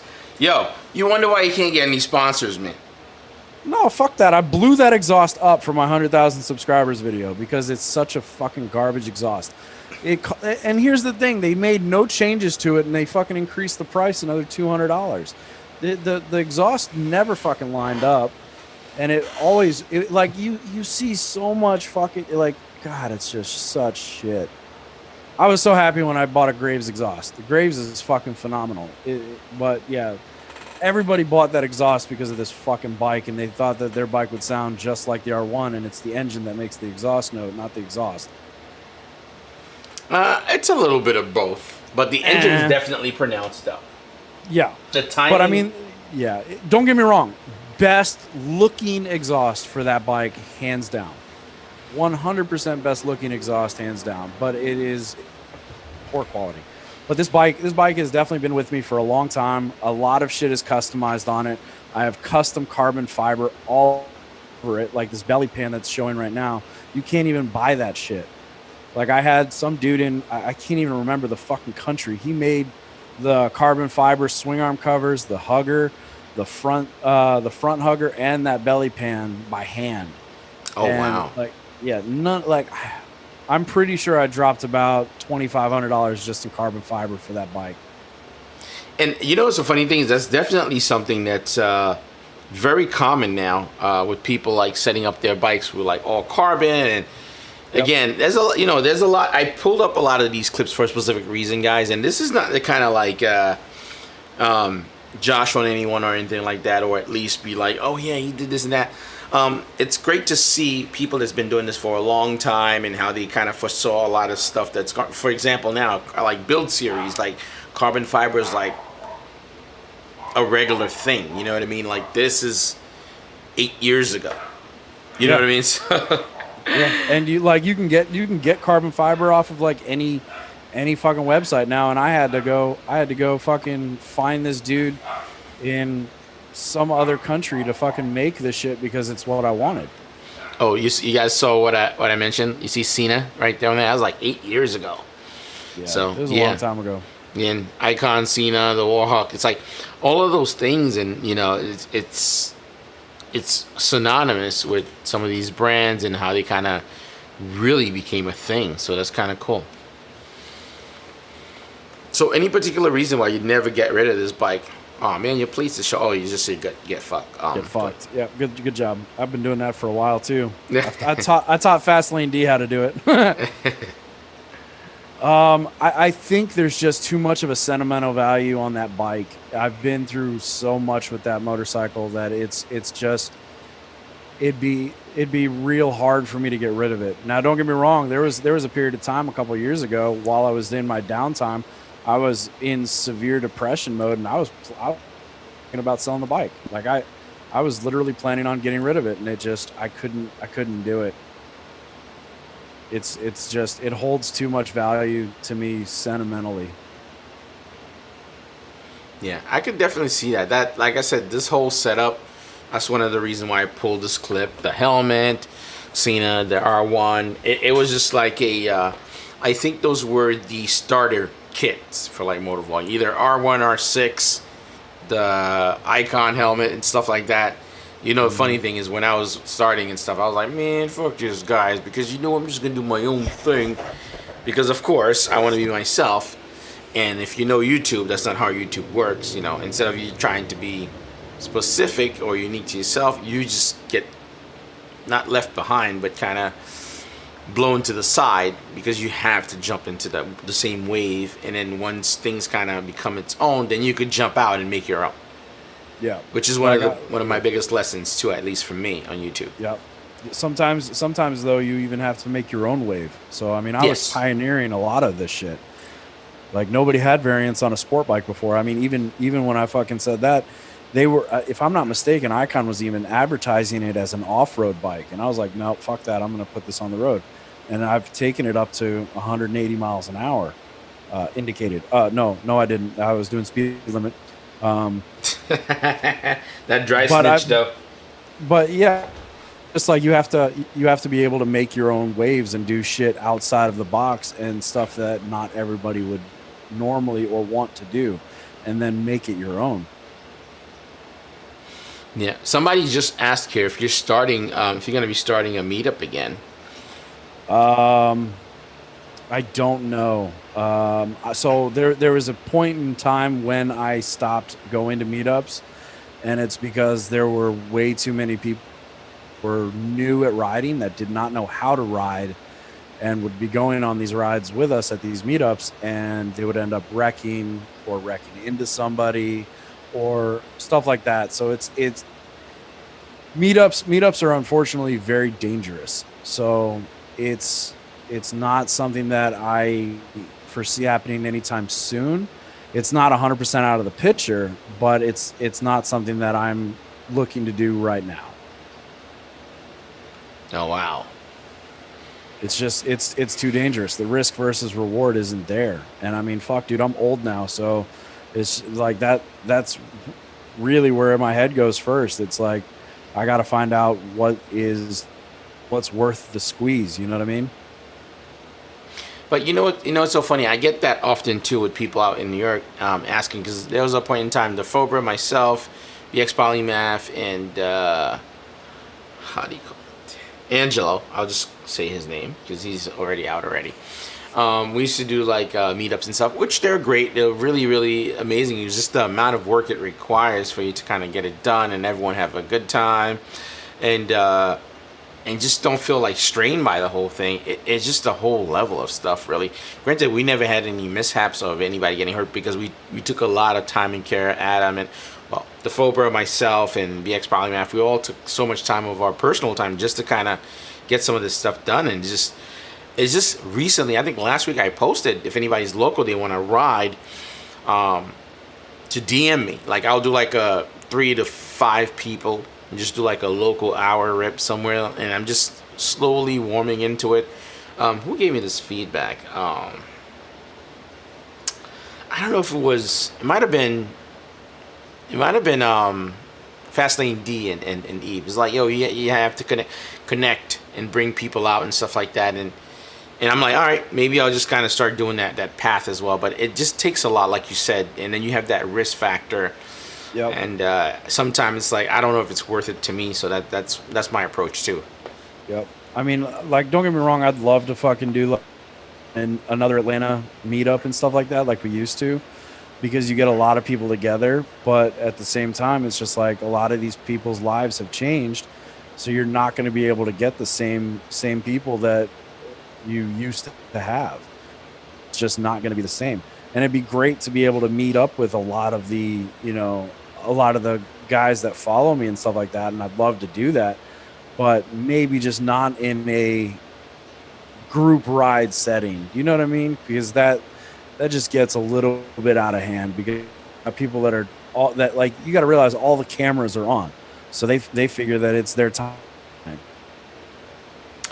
Yeah, I agree. You know, I've been traveling a lot and riding and stuff like that. When I was out in Texas for GP, and I rode with the motivation guys, and then I went out to Detroit and I rode with those guys up there, and they're supposed to be the wild cards. You know what I mean? Like, you know, road racing. You're talking about basically the normal speed is like 80 miles an hour, and everyone else was doing like 200. Really, it was the most organized experience I've had in motorcycling, and the safest. Everyone kind of, like, before everyone got going. Well, who were you with? This was hosted by who? So my boy 5UP hosted one, and then I know Right. Abe hosted one, and then the other one was really the motivation team. But those guys, they fucking ride. They ride. And Texas is clear, dude. The roads over there, and they ride hard. Yeah, but I mean, we're not talking about 600 riders like the Atlanta meetup was.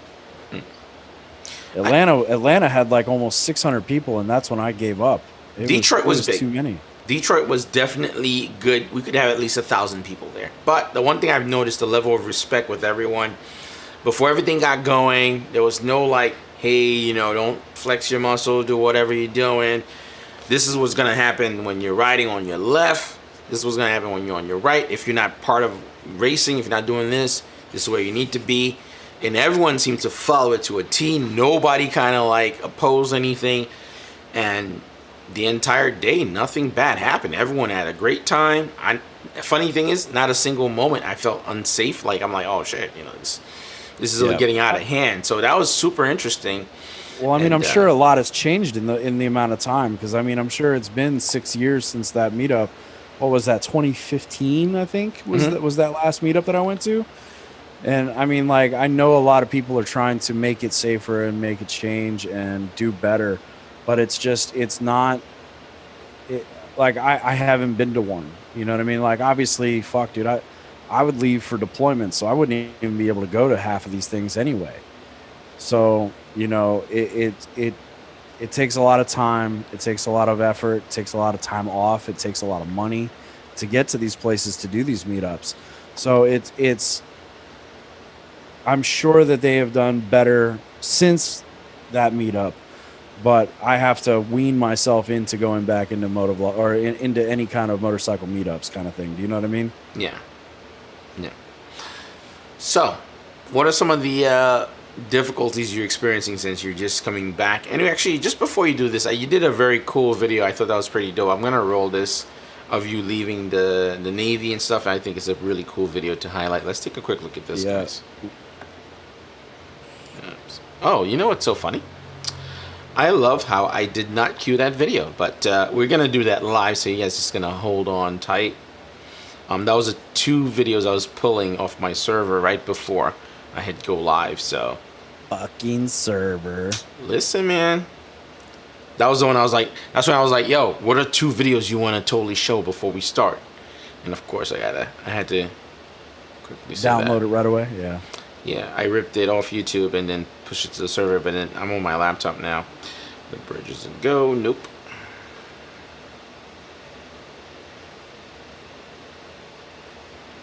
Oh, chapter closed. There we go.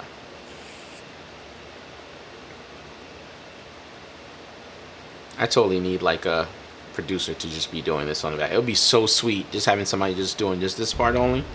That'd be so where's Anna? I was young many years ago. I joined the Navy. Why? I don't know. Yeah, that's not plain. No, it's served kind of my plain. time with honor. There we go.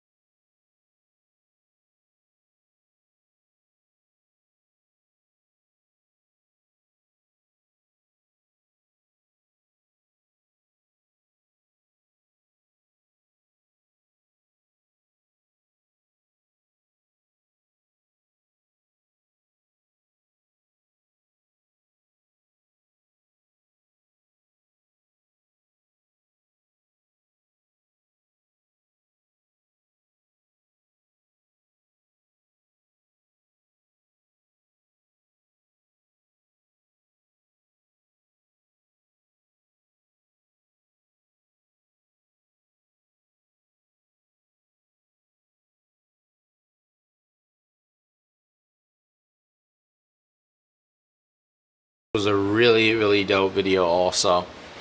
I appreciate it. And it says like Circa 2009. I filmed that on a deployment in 2009, and I don't think I did it during that time, but definitely the last deployment I did, I had schedule uploads on YouTube to be possibly stay relevant while I was gone for a 7-month deployment. You know what I mean? And it's just like it's really hard.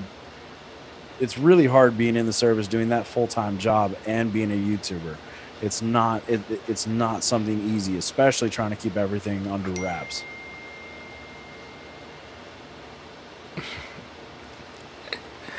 Yeah, that's really dope, man. Sorry, man. I started laughing because my man DeForward just texted me. Thank you, sir.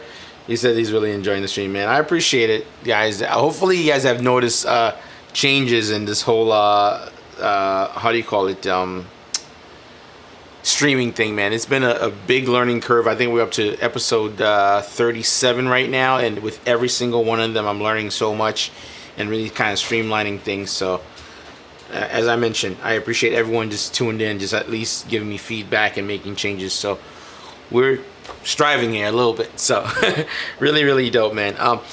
So I'm not staying on that video, but that was really, really cool, and I wanted to highlight it. Of course, I was supposed to play that when I was talking about when you're in the Navy, but I didn't have it queued up, but it's all good. One of the key thing about your channel, I think this was like the before the Suburban Delinquents and stuff like that, which of course dope guy as well. You know, he rocks crazy wheelies.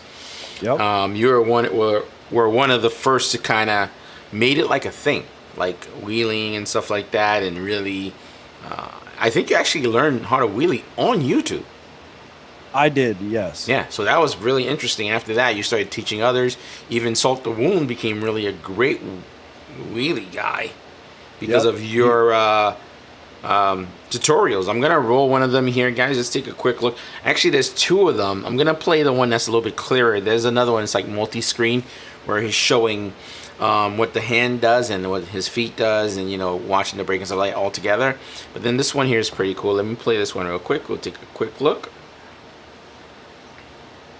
By the way, some of this stuff was not queued. I just queued them as we're talking and stuff. There we go. We're gonna drop some voice on here. Screenshot for this video. You're like, I don't know how to do a wheelie. Holy fucking shit, Downshift, stop fucking cursing! Shut the fuck up, Carl! Love that intro.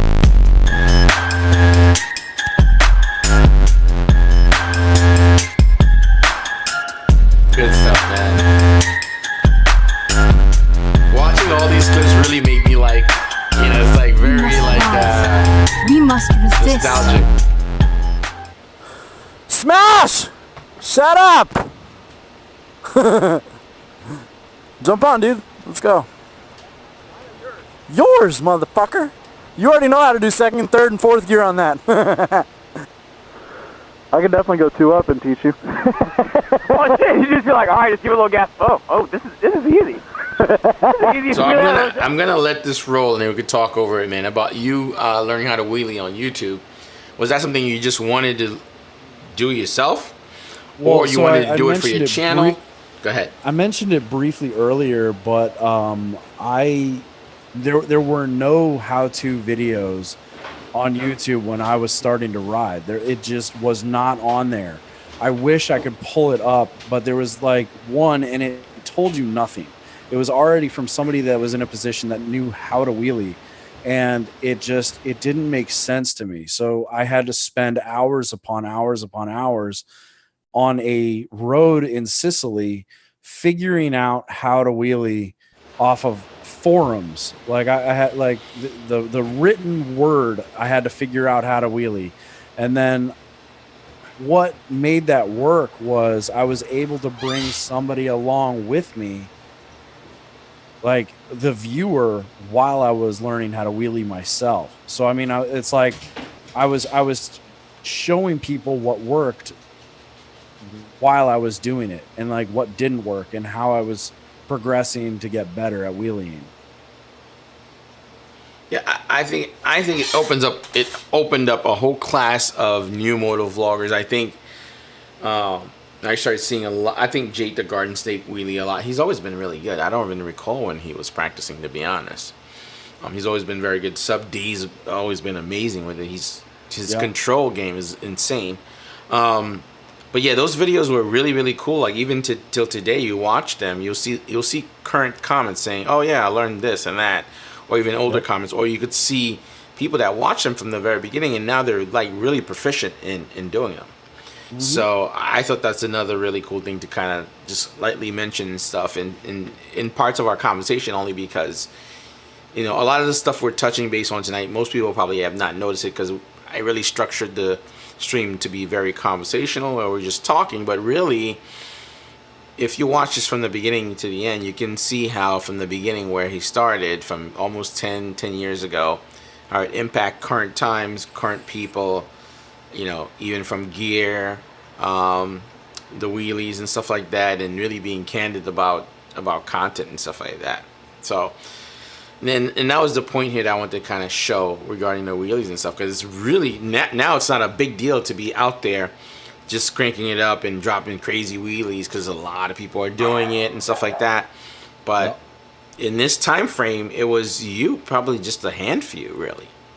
Yep, there wasn't very many people that were being able to throw that stuff down, and it takes a lot of control to learn how to wheelie, and then especially to find a place to do it safely. Where we're wheeling at right now is so secluded. There's only one way in, one way out, and there's nothing over there. And I still know of people that use this spot as a stunt area because literally there is still nothing out there. So having that spot to learn really helps, because when you take that out onto the road, you need to be able to use everything as a rider in your head as far as how traffic is going to react and how everything is going to pan out. And doing wheelies when there aren't cars that you have that could possibly get in front of you or anything else like that, you have to be able to know what you're doing in that wheelie to realize when you need to set that thing down and get the fuck out of the way of anything.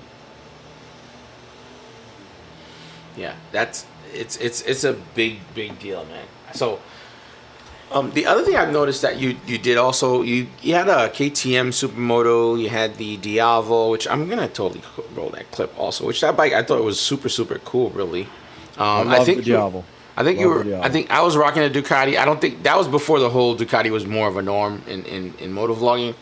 Yes. I had my Monster, and I think you ended up getting the Diavo. I'm just gonna roll that clip also. I want to show that.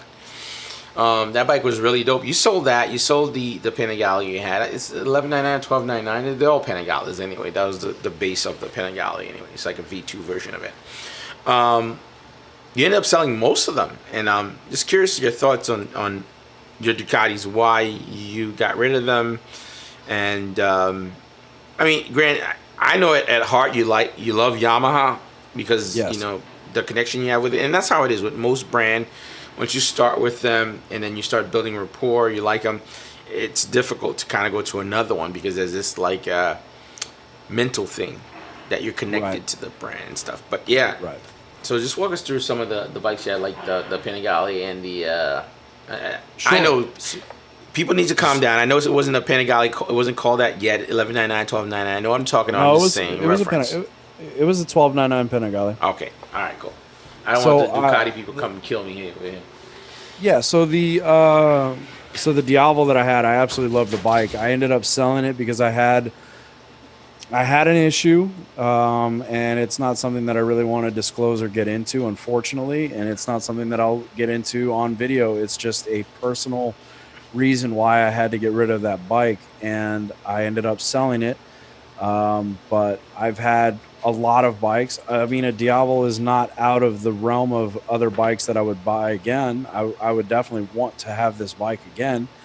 But, I mean, as of right now, I'm on an Indian because of my knee. I briefly touched on that in a video that I just edited and haven't posted yet. But it has to be comfortable now until I get into a physical condition to where I'm able to ride them without any physical pain. It wasn't physical pain why I got rid of the Diavolo, though. I'm going to tell you one thing, though. If you are thinking of coming back to Ducati, which you should, don't be a bitch. I'm just... you should definitely come back. I think you should wait for the next iteration when you start talking.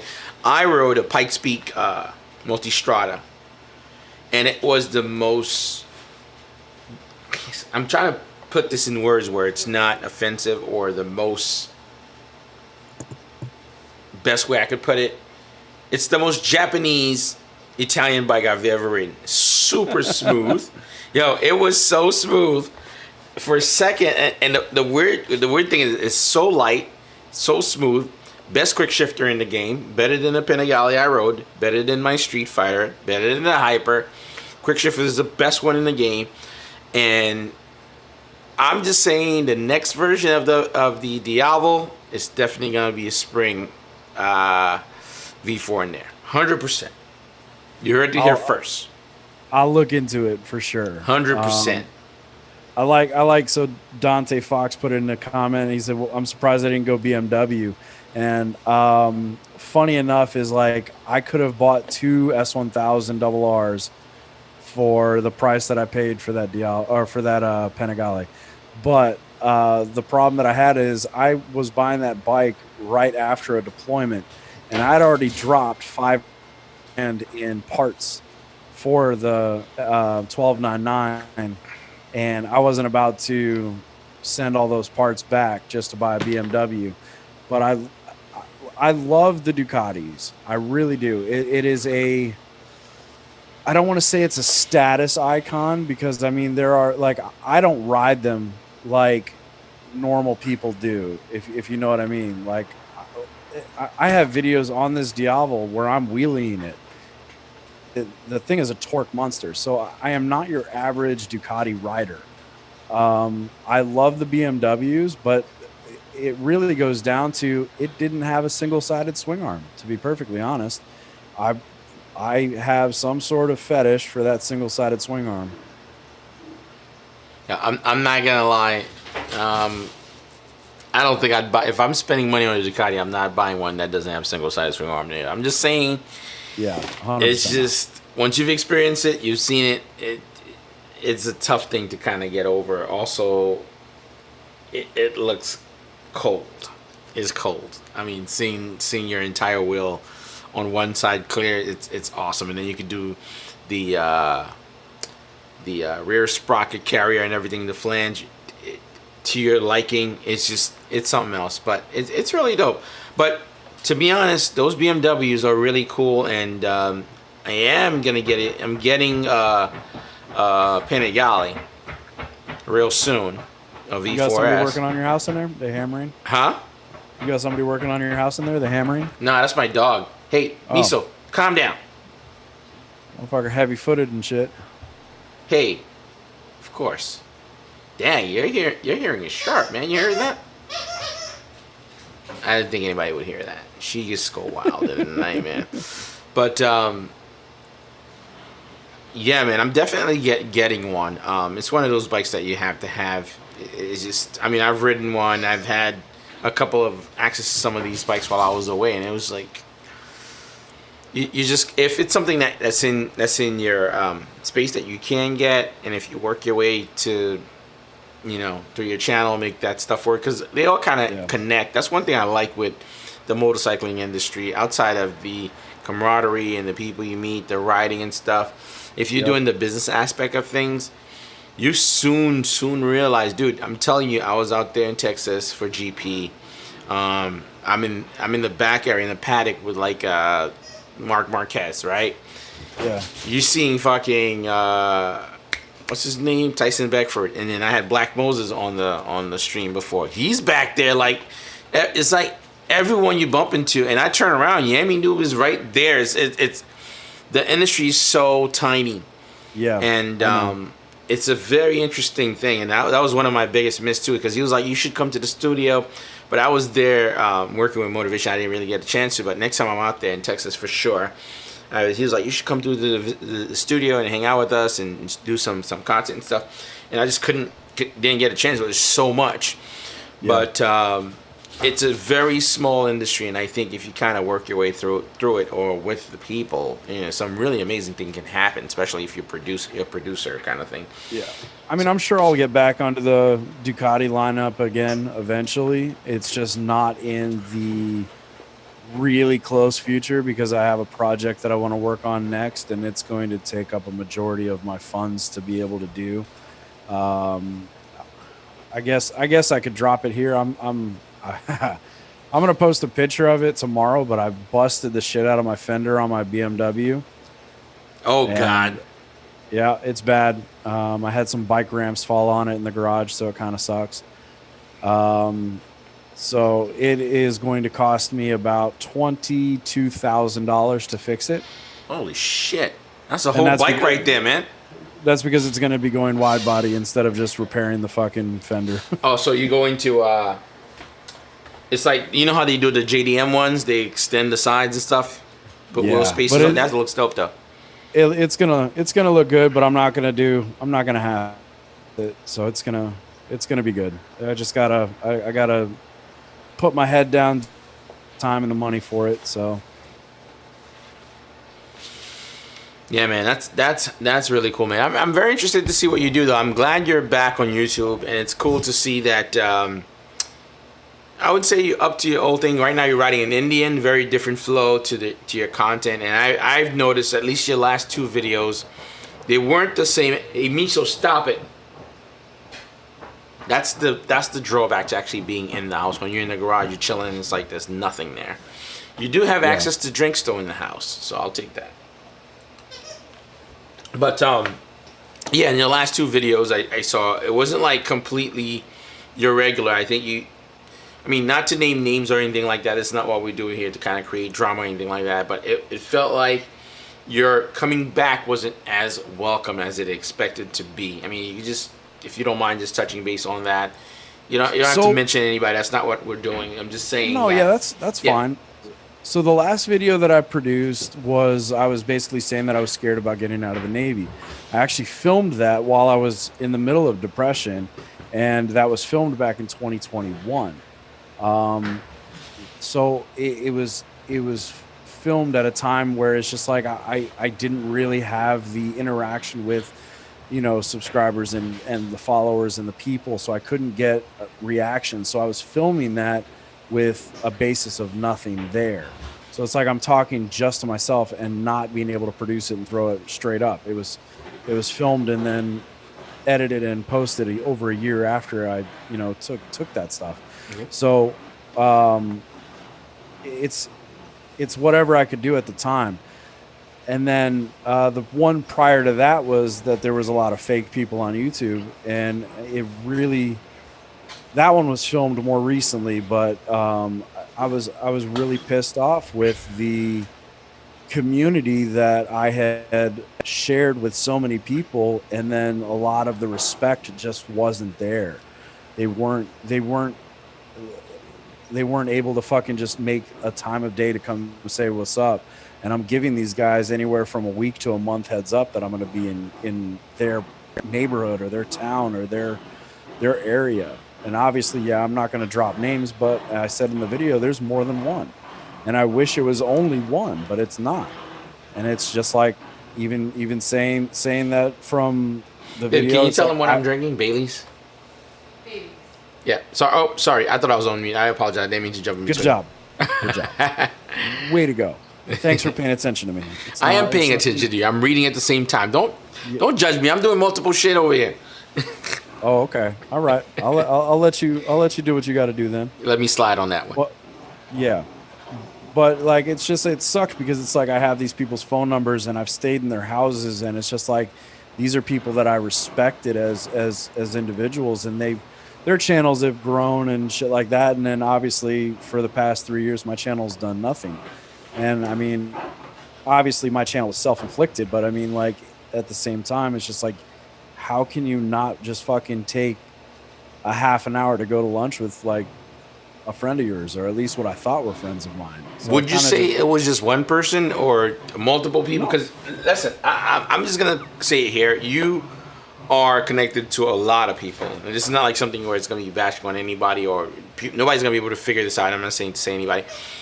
If it's one person, it's possible they were just busy. Is it more than one people? It's way more than one people. But I mean, you were asking your wife what you were drinking. But yeah. Come on, man. This motherfucker here, man.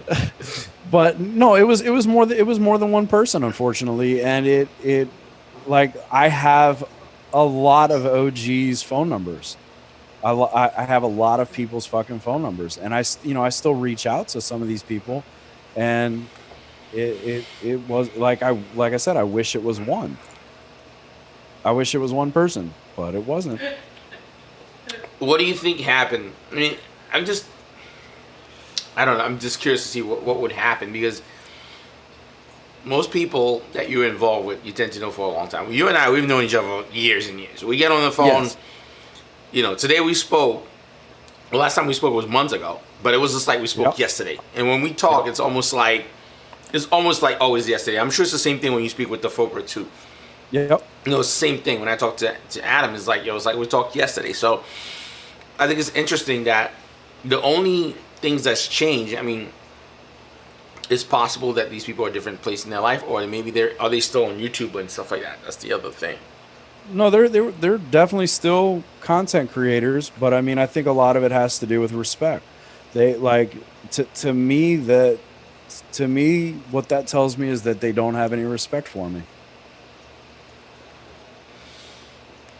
I don't know if it would be respect though. I don't know, but it's just, here's what I think tends to happen sometimes when people kind of grow and start doing different things. They might think you just want something from them, which I don't think that would be the case, only because the channel was dead.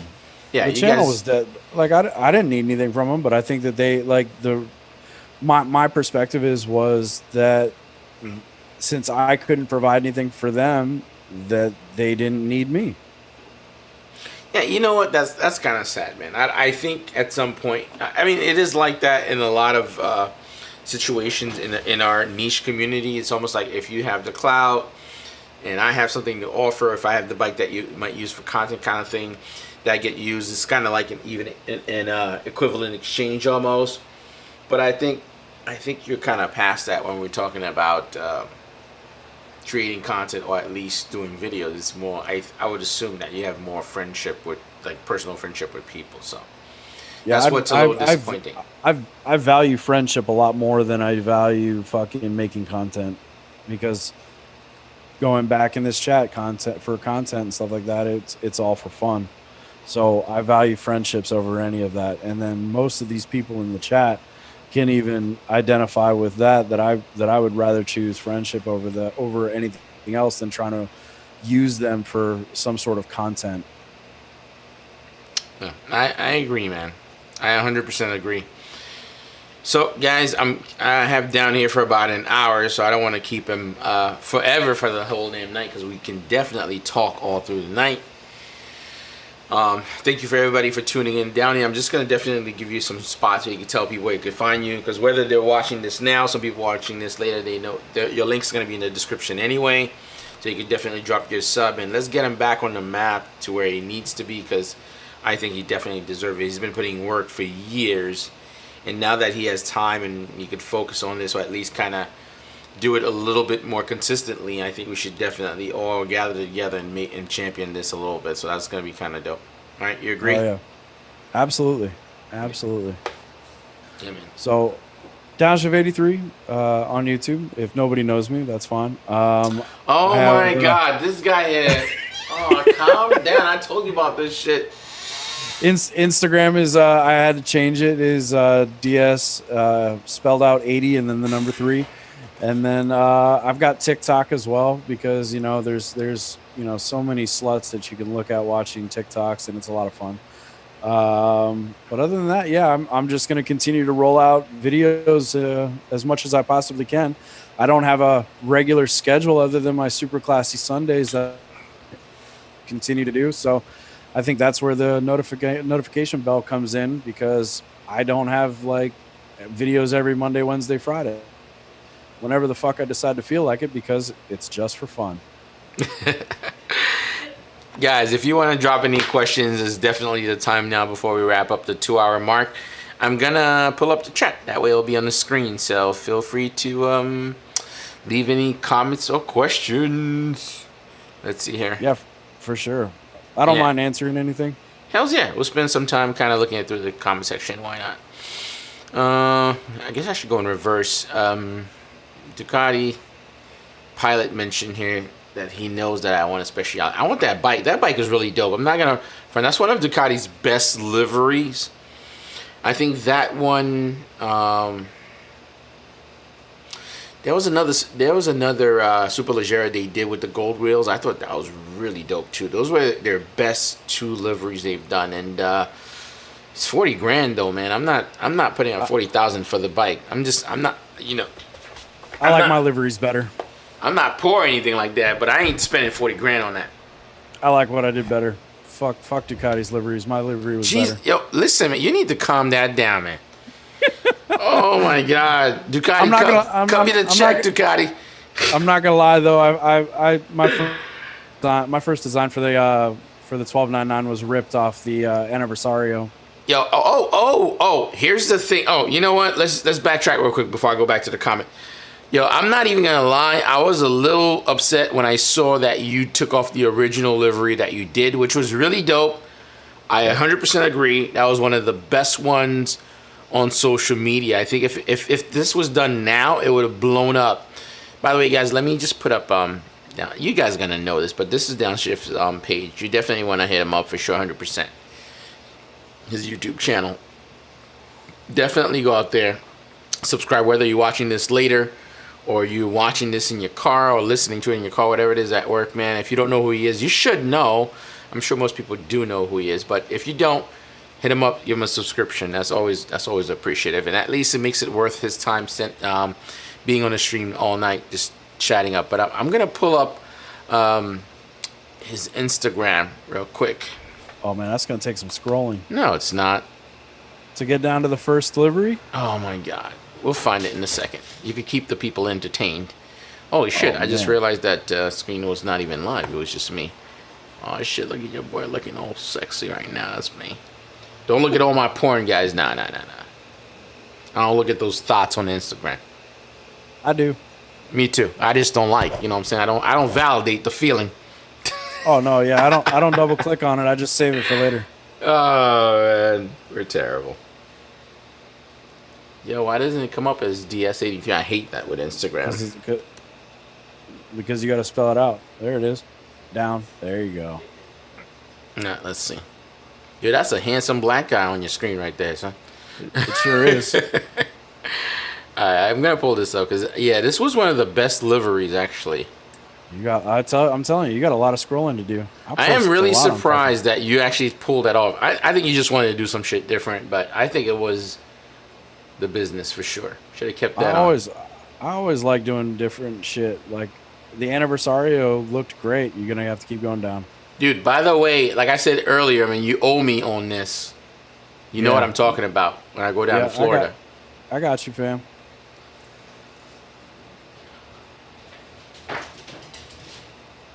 Yeah, we'll definitely find it. It's definitely down there. See, that's the new one you did, which it's fine. Not my favorite. I mean, Fastlane D still kept it on. I don't know if he sold the bike yet, but I mean, I love that livery. No, he still has it. We spoke. He still has it. He's still got to rebuild the engine he blew up. Yeah. Oh, look! Wait! Go back up! Go back up! Go back up! Where it says crazy weld repair. Look at that. Done it down. That one. That's a toast exhaust. Look at that shit. What the fuck? Holy shit! Now you can close it. Keep going. My bad. Oh my God. Just thought I'd share. No big deal. But yeah, he still has a Ducati. Okay, that's what's up. I'm glad he still has Lacey. At least I know she's in good hands. Yeah, he's pretty passionate about it, man. I personally think Fastlane's a Ducati boy. I think he's on the Yami side right now only because it works for YouTube. Because that's one thing that's dope about him. He understands YouTube well. Like, it took me a while to start understanding the process. Yes. Well, I mean, you have to realize that it has to be a bike that's obtainable. So if it's unobtainable, nobody's going to go looking for it. If your next bike is a Ducati or whatever the fuck, there it is. You missed it. No, I saw it. I was looking for a better photo. I wanted something a little bit cleaner. Well, that's the one that got stolen. God knows how many fucking times, and then changed to blue. Yeah, this livery was really, really dope. I think that looks very Ducati official. That's because I stole it from the Anniversario. If you pull up an Anniversario and you put that side by side, I stole that from Ducati. But I will say what Ducati stole from me is, you see that tape on the on the rear wheel? They started doing that now on their bikes.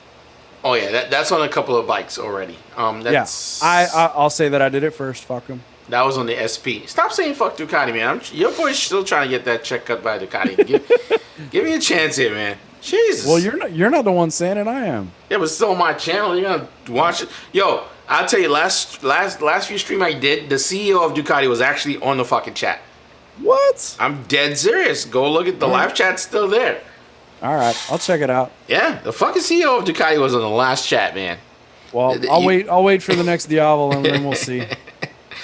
And the funny thing is, I was unaware at first, because he was like, "What's the next bike you're gonna get?" Because he saw my bikes behind me. Yeah. And he's like, "What bike are you getting?" Because I was like, "Oh, possibly the Panigale, the V4 Panigale, which is definitely on the top list, or the BMW." Yeah. He was more like, "Just stay with Ducati." So pull up a picture of the Anniversario. Let me see. What year is it though? Let me see. 2017. Let's see. And it's so weird, man. My stream is not used like that, but you never know who jumps into things. 2017 Ducati Anniversario. 1299, right?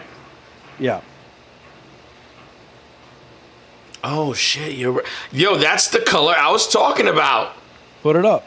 Oh, that's hilarious. That's the one I was saying. That's one of the Speciale, and that is my favorite color.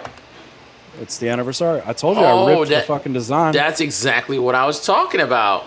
Now go back to my Instagram, and then you can put them side by side. Oh, that's funny. You're right. You didn't do the top. That's why I didn't catch it. Yep. But everything that was white was black. Oh, that's awesome, man. That's how that's why a lot of people like it, because it's very similar to the Anniversario, but it's, in my opinion, meaner. Let's see here, 1299. Yeah, that's a really good look. My boy 5up had this bike, and he was selling it to me, and I didn't buy. I should have bought this bike from him. He was selling it to me cheap. And I also changed up the Ducati lettering. I went with the old 80s style lettering on mine. So if you pull the IG back up, you can see the actual lettering that I have on mine. I'm pulling it up now. Yeah, my boy was selling me that. He was like, "Yo, I'm gonna sell you this Anniversario," and I'm like, I don't know. You know what it is? I was just being like frugal and stuff like that, and then I was like, I don't know if I want to do another Ducati, but now I have all of them. It's just kind of like, well, not all of them, but I'm just saying. But yeah, I could see it now. I never thought of it that way, because the gold wheels kind of make it, like tie it in, and I didn't realize that. Yeah. I wasn't about to buy fucking gold Marchesinis. I got a plug though. I don't even have a Ducati anymore. Give that shit to Fastlane. He can have that plug.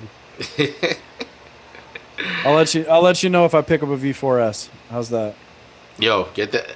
If you ride that bike, I'm telling you, man, it's gonna be it. I rode it and I was like, yeah, that's it.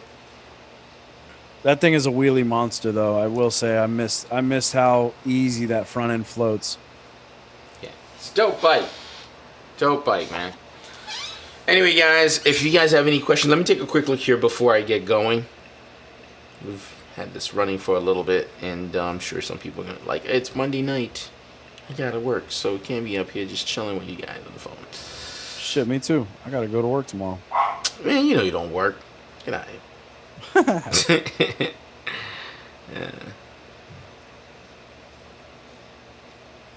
I don't think there's anything. There's a couple of stuff here. Leamont. I think that's how you pronounce it. Let's see here. And I'll just put it up on the screen. as well.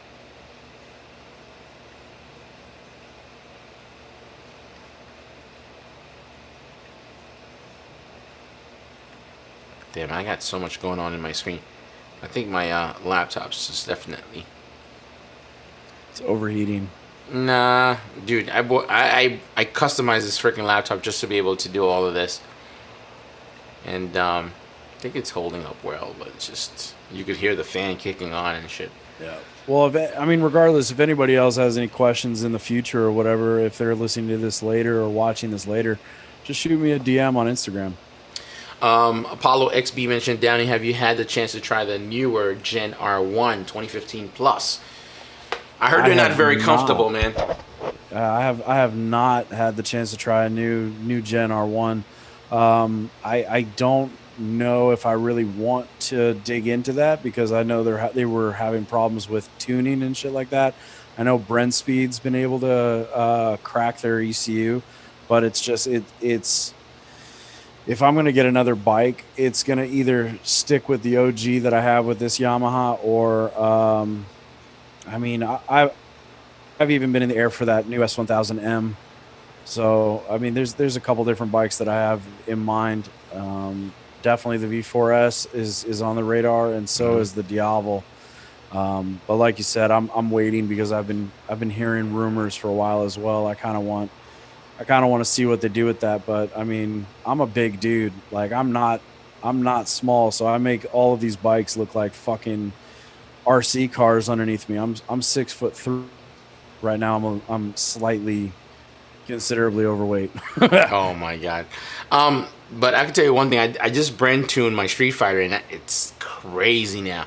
So if they're doing something on there, it's official. I'm sure it's gonna be dope. I actually almost bought an all-in-one.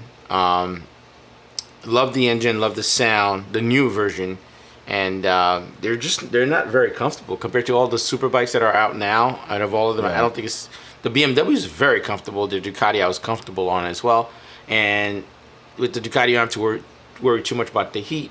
And basically, they all are hot, guys. It's all of the super bikes. They're all hot. Whether you get the heat in your crotch, on your ankles or your thighs, they all just, depending on how the engine is laid out, they all get hot. So it's not just a Ducati thing. I always hear that, but it's just, that's just the deal of it. There is another question here by Kenny. He said, out of all the places you've been, where would you live? Where would you like to live the most?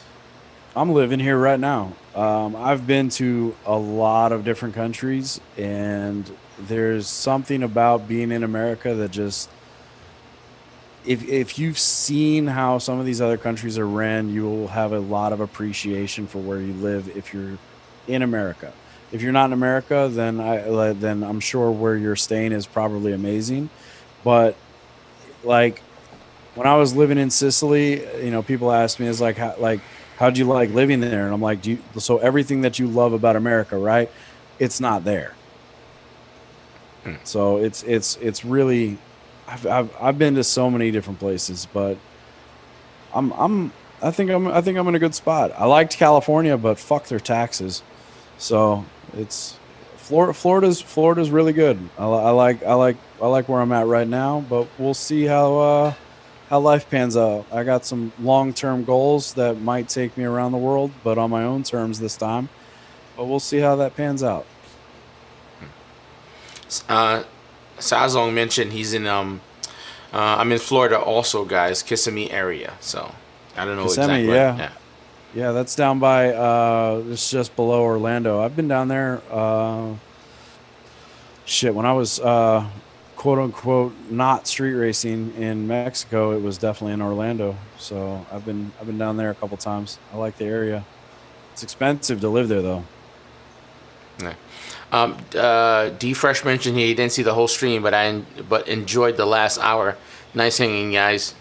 Yes, sir. Just definitely, guys. If you are tuned in, if you want to smash that thumbs up for me, I'd appreciate it, man. If you're new here, this is the first time you've seen me, subscribe to my channel, man. I've been grinding quite a bit, so that definitely gonna help as well. And we have. So just kind of give you guys a little a pretext of what we do here. I do moto vlogs also. They're not like the main part of my channel. I love doing gear reviews and cinematic stuff. And the stream we started this year, where we started bringing either corporate people, writers, artists, anybody that's in the motorcycling industry. I've been fortunate enough to kind of plug in with a lot of people, so we get a lot of people that comes through and talks, whether you want to join the industry or you just want to ride or do test rides and stuff like that. So just a heads up as to what I do. Sazon was asking what's in my cup, which is what I answered. It was Bailey's I was drinking. Nothing heavy, something light. Let's see what else we got here before I kind of dip out. Shit, if we're talking about sponsorships, I want Siesta Key to be a sponsorship. That rum is phenomenal. Oh my God. Miso, get out of there. Great. Sticker Bomb mentioned you abused that 1299. I definitely did. Are you supposed to enjoy the bike, man? That's the deal. But I will say I didn't blow it up. Oh my! Let's not do that right now. Oh my! Yo, you can't. He can't even behave for like a second right now, man. Dude, we had the tail end, brother. Sapo mentioned, do you still hate Jixers? Yes. Oh my God! What's the deal with you and Jixers, man? Oh, hey, get out of there. We don't have enough. We don't have enough time, bro. This guy we ain't got enough time for Jixers. All right, better Jixers than Ducati. I'll take it. Evo mentioned here. Yeah, Brentoon just tuned my rocket. By the way, just a heads up, Brentoon used my boy's rocket to actually create that tune because they just started doing it. It's a dude I stayed with in Detroit. Really, really dope. They use his rocket as like a template. Tell them if they want to start doing Indians, they can fucking use mine. Ooh, there you go, smart. See, now he's talking smart. None of that crazy talk. Jesus. Yo, Dante is like part of the 15%. This dude said I'm 6'5", man. Shit. Yep. Monkey fucking a football. That's what we look like. Christ. Now imagine me on a fucking 600cc bike. Those things are tiny. Oh my God. Apollo XB mentioned they have a 2016 R1 60th anniversary, so that's why I asked. So he has an R1 as well. Yeah, man. I actually really love that. It's one of the best sounding motorcycles. From here are my top motorcycles. I'll just say here, top sounding. And I'm a Ducati person. This is blasphemy. Me saying this. I'm sure somebody's listening. This is like, oh my God. You about to lose your sponsorship deals. Oh shit! So I probably shouldn't say shit. Yeah, honestly, I'll say it for you. The R1 with the cross-plane engine is absolutely phenomenal. It's not my top. The reason fuck you, it is mine. No, it's not. The reason I got into it, the reason I got into the R1s, I love the engine noise, and a lot of it has to do with the fact that Rossi himself helped Yamaha with the RMD. Okay, I'll give you that. But have you ridden the Aprilia 1100 factory? Dude, no. I'm telling you, oh my God. Oh my God. Yeah. Oh my God. I'm just telling you. I'm just saying cross-plane, yeah, Sticker's got it right. Cross-plane sound is the absolute fucking I'm not saying gem. cross-plane's not great. That's not what I'm saying at all. I'm just saying Aprilia RSV4 1100. You have, dude, when you Ducati is upshift, about to drop your ass. They're not even going to allow you to buy. They're going to send you a cease and desist just like Ferrari does. Yo. You're no longer allowed to ride Ducatis anymore. Yo, you have cease and desist from Ducati. Do it. Quick shifter and that explosion. So when you're under Ducati, when you quick shift, using your quick shifter, on the outside you hear the explosion. Really, really dope. Coming on ramp, off ramp, you're just decelling or you're just, dropping the gears or going up the gears when you're going on ramp. You hear it from the outside. On the Aprilia, that explosion is part of the whole experience when you upshift or down. So you're blowing up the engine. Got it. Nah, they're cutting the fuel, and then when it reignites, you hear the explosion on the inside. Oh, okay. That's smart. I like it. I like it. That feeling is really cool, man. I'm not gonna lie. I love Ducati, and Ducati sounds great too, but their engine sounds really good. All right, if Aprilia want to reach out and shit like that and wants me to test ride it on a video, I'll do it. I'll do it. I'll check it out if they want me to do it on video. Dude, test ride it. I don't think you'd leave Ducati over Aprilia. And the problem they have, there's no dealer support. There is no. If you have a problem with your Aprilia, you're fucked. It's few and far between. You have to go to another state or something weird like that. Yeah. It's just fuck that shit. It's already hard enough for Ducati. They've gotten better. Well, they got the juice now. They're juiced now, and they got the clout. They got winning bikes. People want them, even though they're very expensive. And there's enough of them being sold where you can get it fixed no problem now. I mean, it's still expensive, but you still can go somewhere and get it fixed. Saison mentioned here, seats are wide and the clip nose or nos, I don't know, are low. Clip-ons. Clip-ons. Oh, clip-ons. Oh, it's written on reverse. Okay, clip-ons are low and your ass sits high. I used to have the 2020 R1 and the 2021 S1K, and I'm happy even though Dylan was a little salty about that. Yeah. Yo, Dylan Fastlane D, that's what we're referring to, just so people know. He's having some issues with other bikes. It's not just the Ducati as well also. He's a good dude, you know what I'm saying? He's very positive, which I really like about him a lot. It's hard to do. He's doing a good job, and it's very hard to stay that positive. Yeah. Because this R1 engine blew up too. He had to rebuild that. He had some issues with some of his other bikes and stuff. He has great energy, I think. Very positive, and he kind of deals with stuff as it comes along and stuff. So that's kind of cool. Let's see here.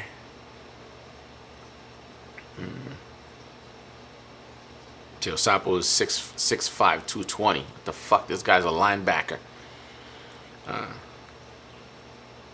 Oh shit, Stickerbomb wants beef. Oh my god, no one beats the cross-plane crank sound. See? Yeah, we're about to fight when we see each other.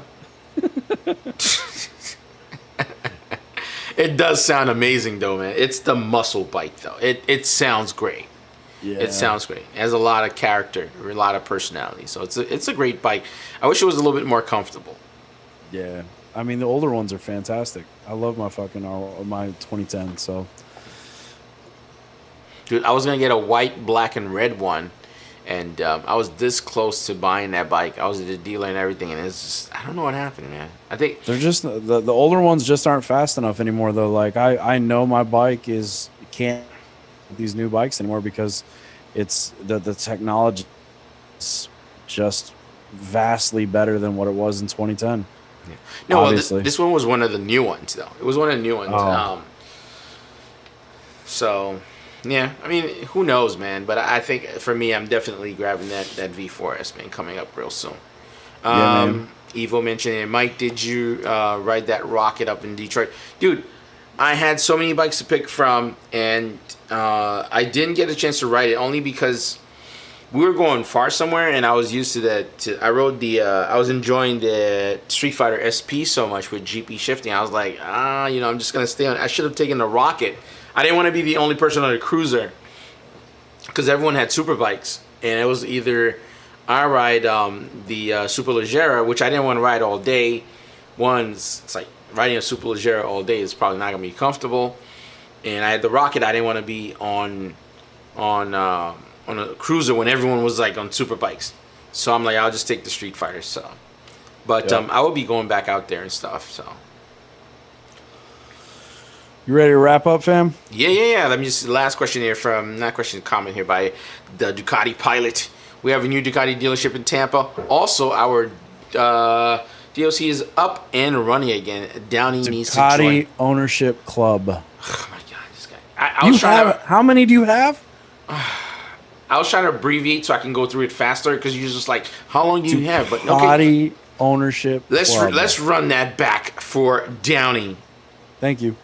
We have a new Ducati dealership in Tampa. Also, our Ducati Owners Club is up and running again. You like that? That's much better. Downey needs to join the club. Jacksonville is closed enough, though. There you go. Yeah, you guys should definitely link up. Ducati probably has good people. He has a really dope speciality, so you should definitely link up. For sure. I get to take that long distance trip on my Indian. Yeah, man. All right, fellas, guys, it's been really awesome. Thank you, everybody that took their time and hung out with us. through the stream. Really appreciate it. Again, Downey, really appreciate you taking the time, man, and you just hanging out, just chopping it up. The door's always open. You could always come through and chat up with me, man. I mean, again, you got my number, so it's all good. Yep. Guys, everybody that tuned in, thank you so much. You're going to find Downshift's link in the description if you want to give him a sub, which you probably know who he is. But if you're new, and if you're new to my channel, you can subscribe to me and him as well. That'll be dope. Anything you want to throw in before we wrap up? Nope. All right. I appreciate you, man. Anytime, brother. You know the door's always open if you need me. You know I ain't sending your calls to voicemail, so you already know the deal. All right, fam. All right, guys. Have a good night, man. Peace. Night.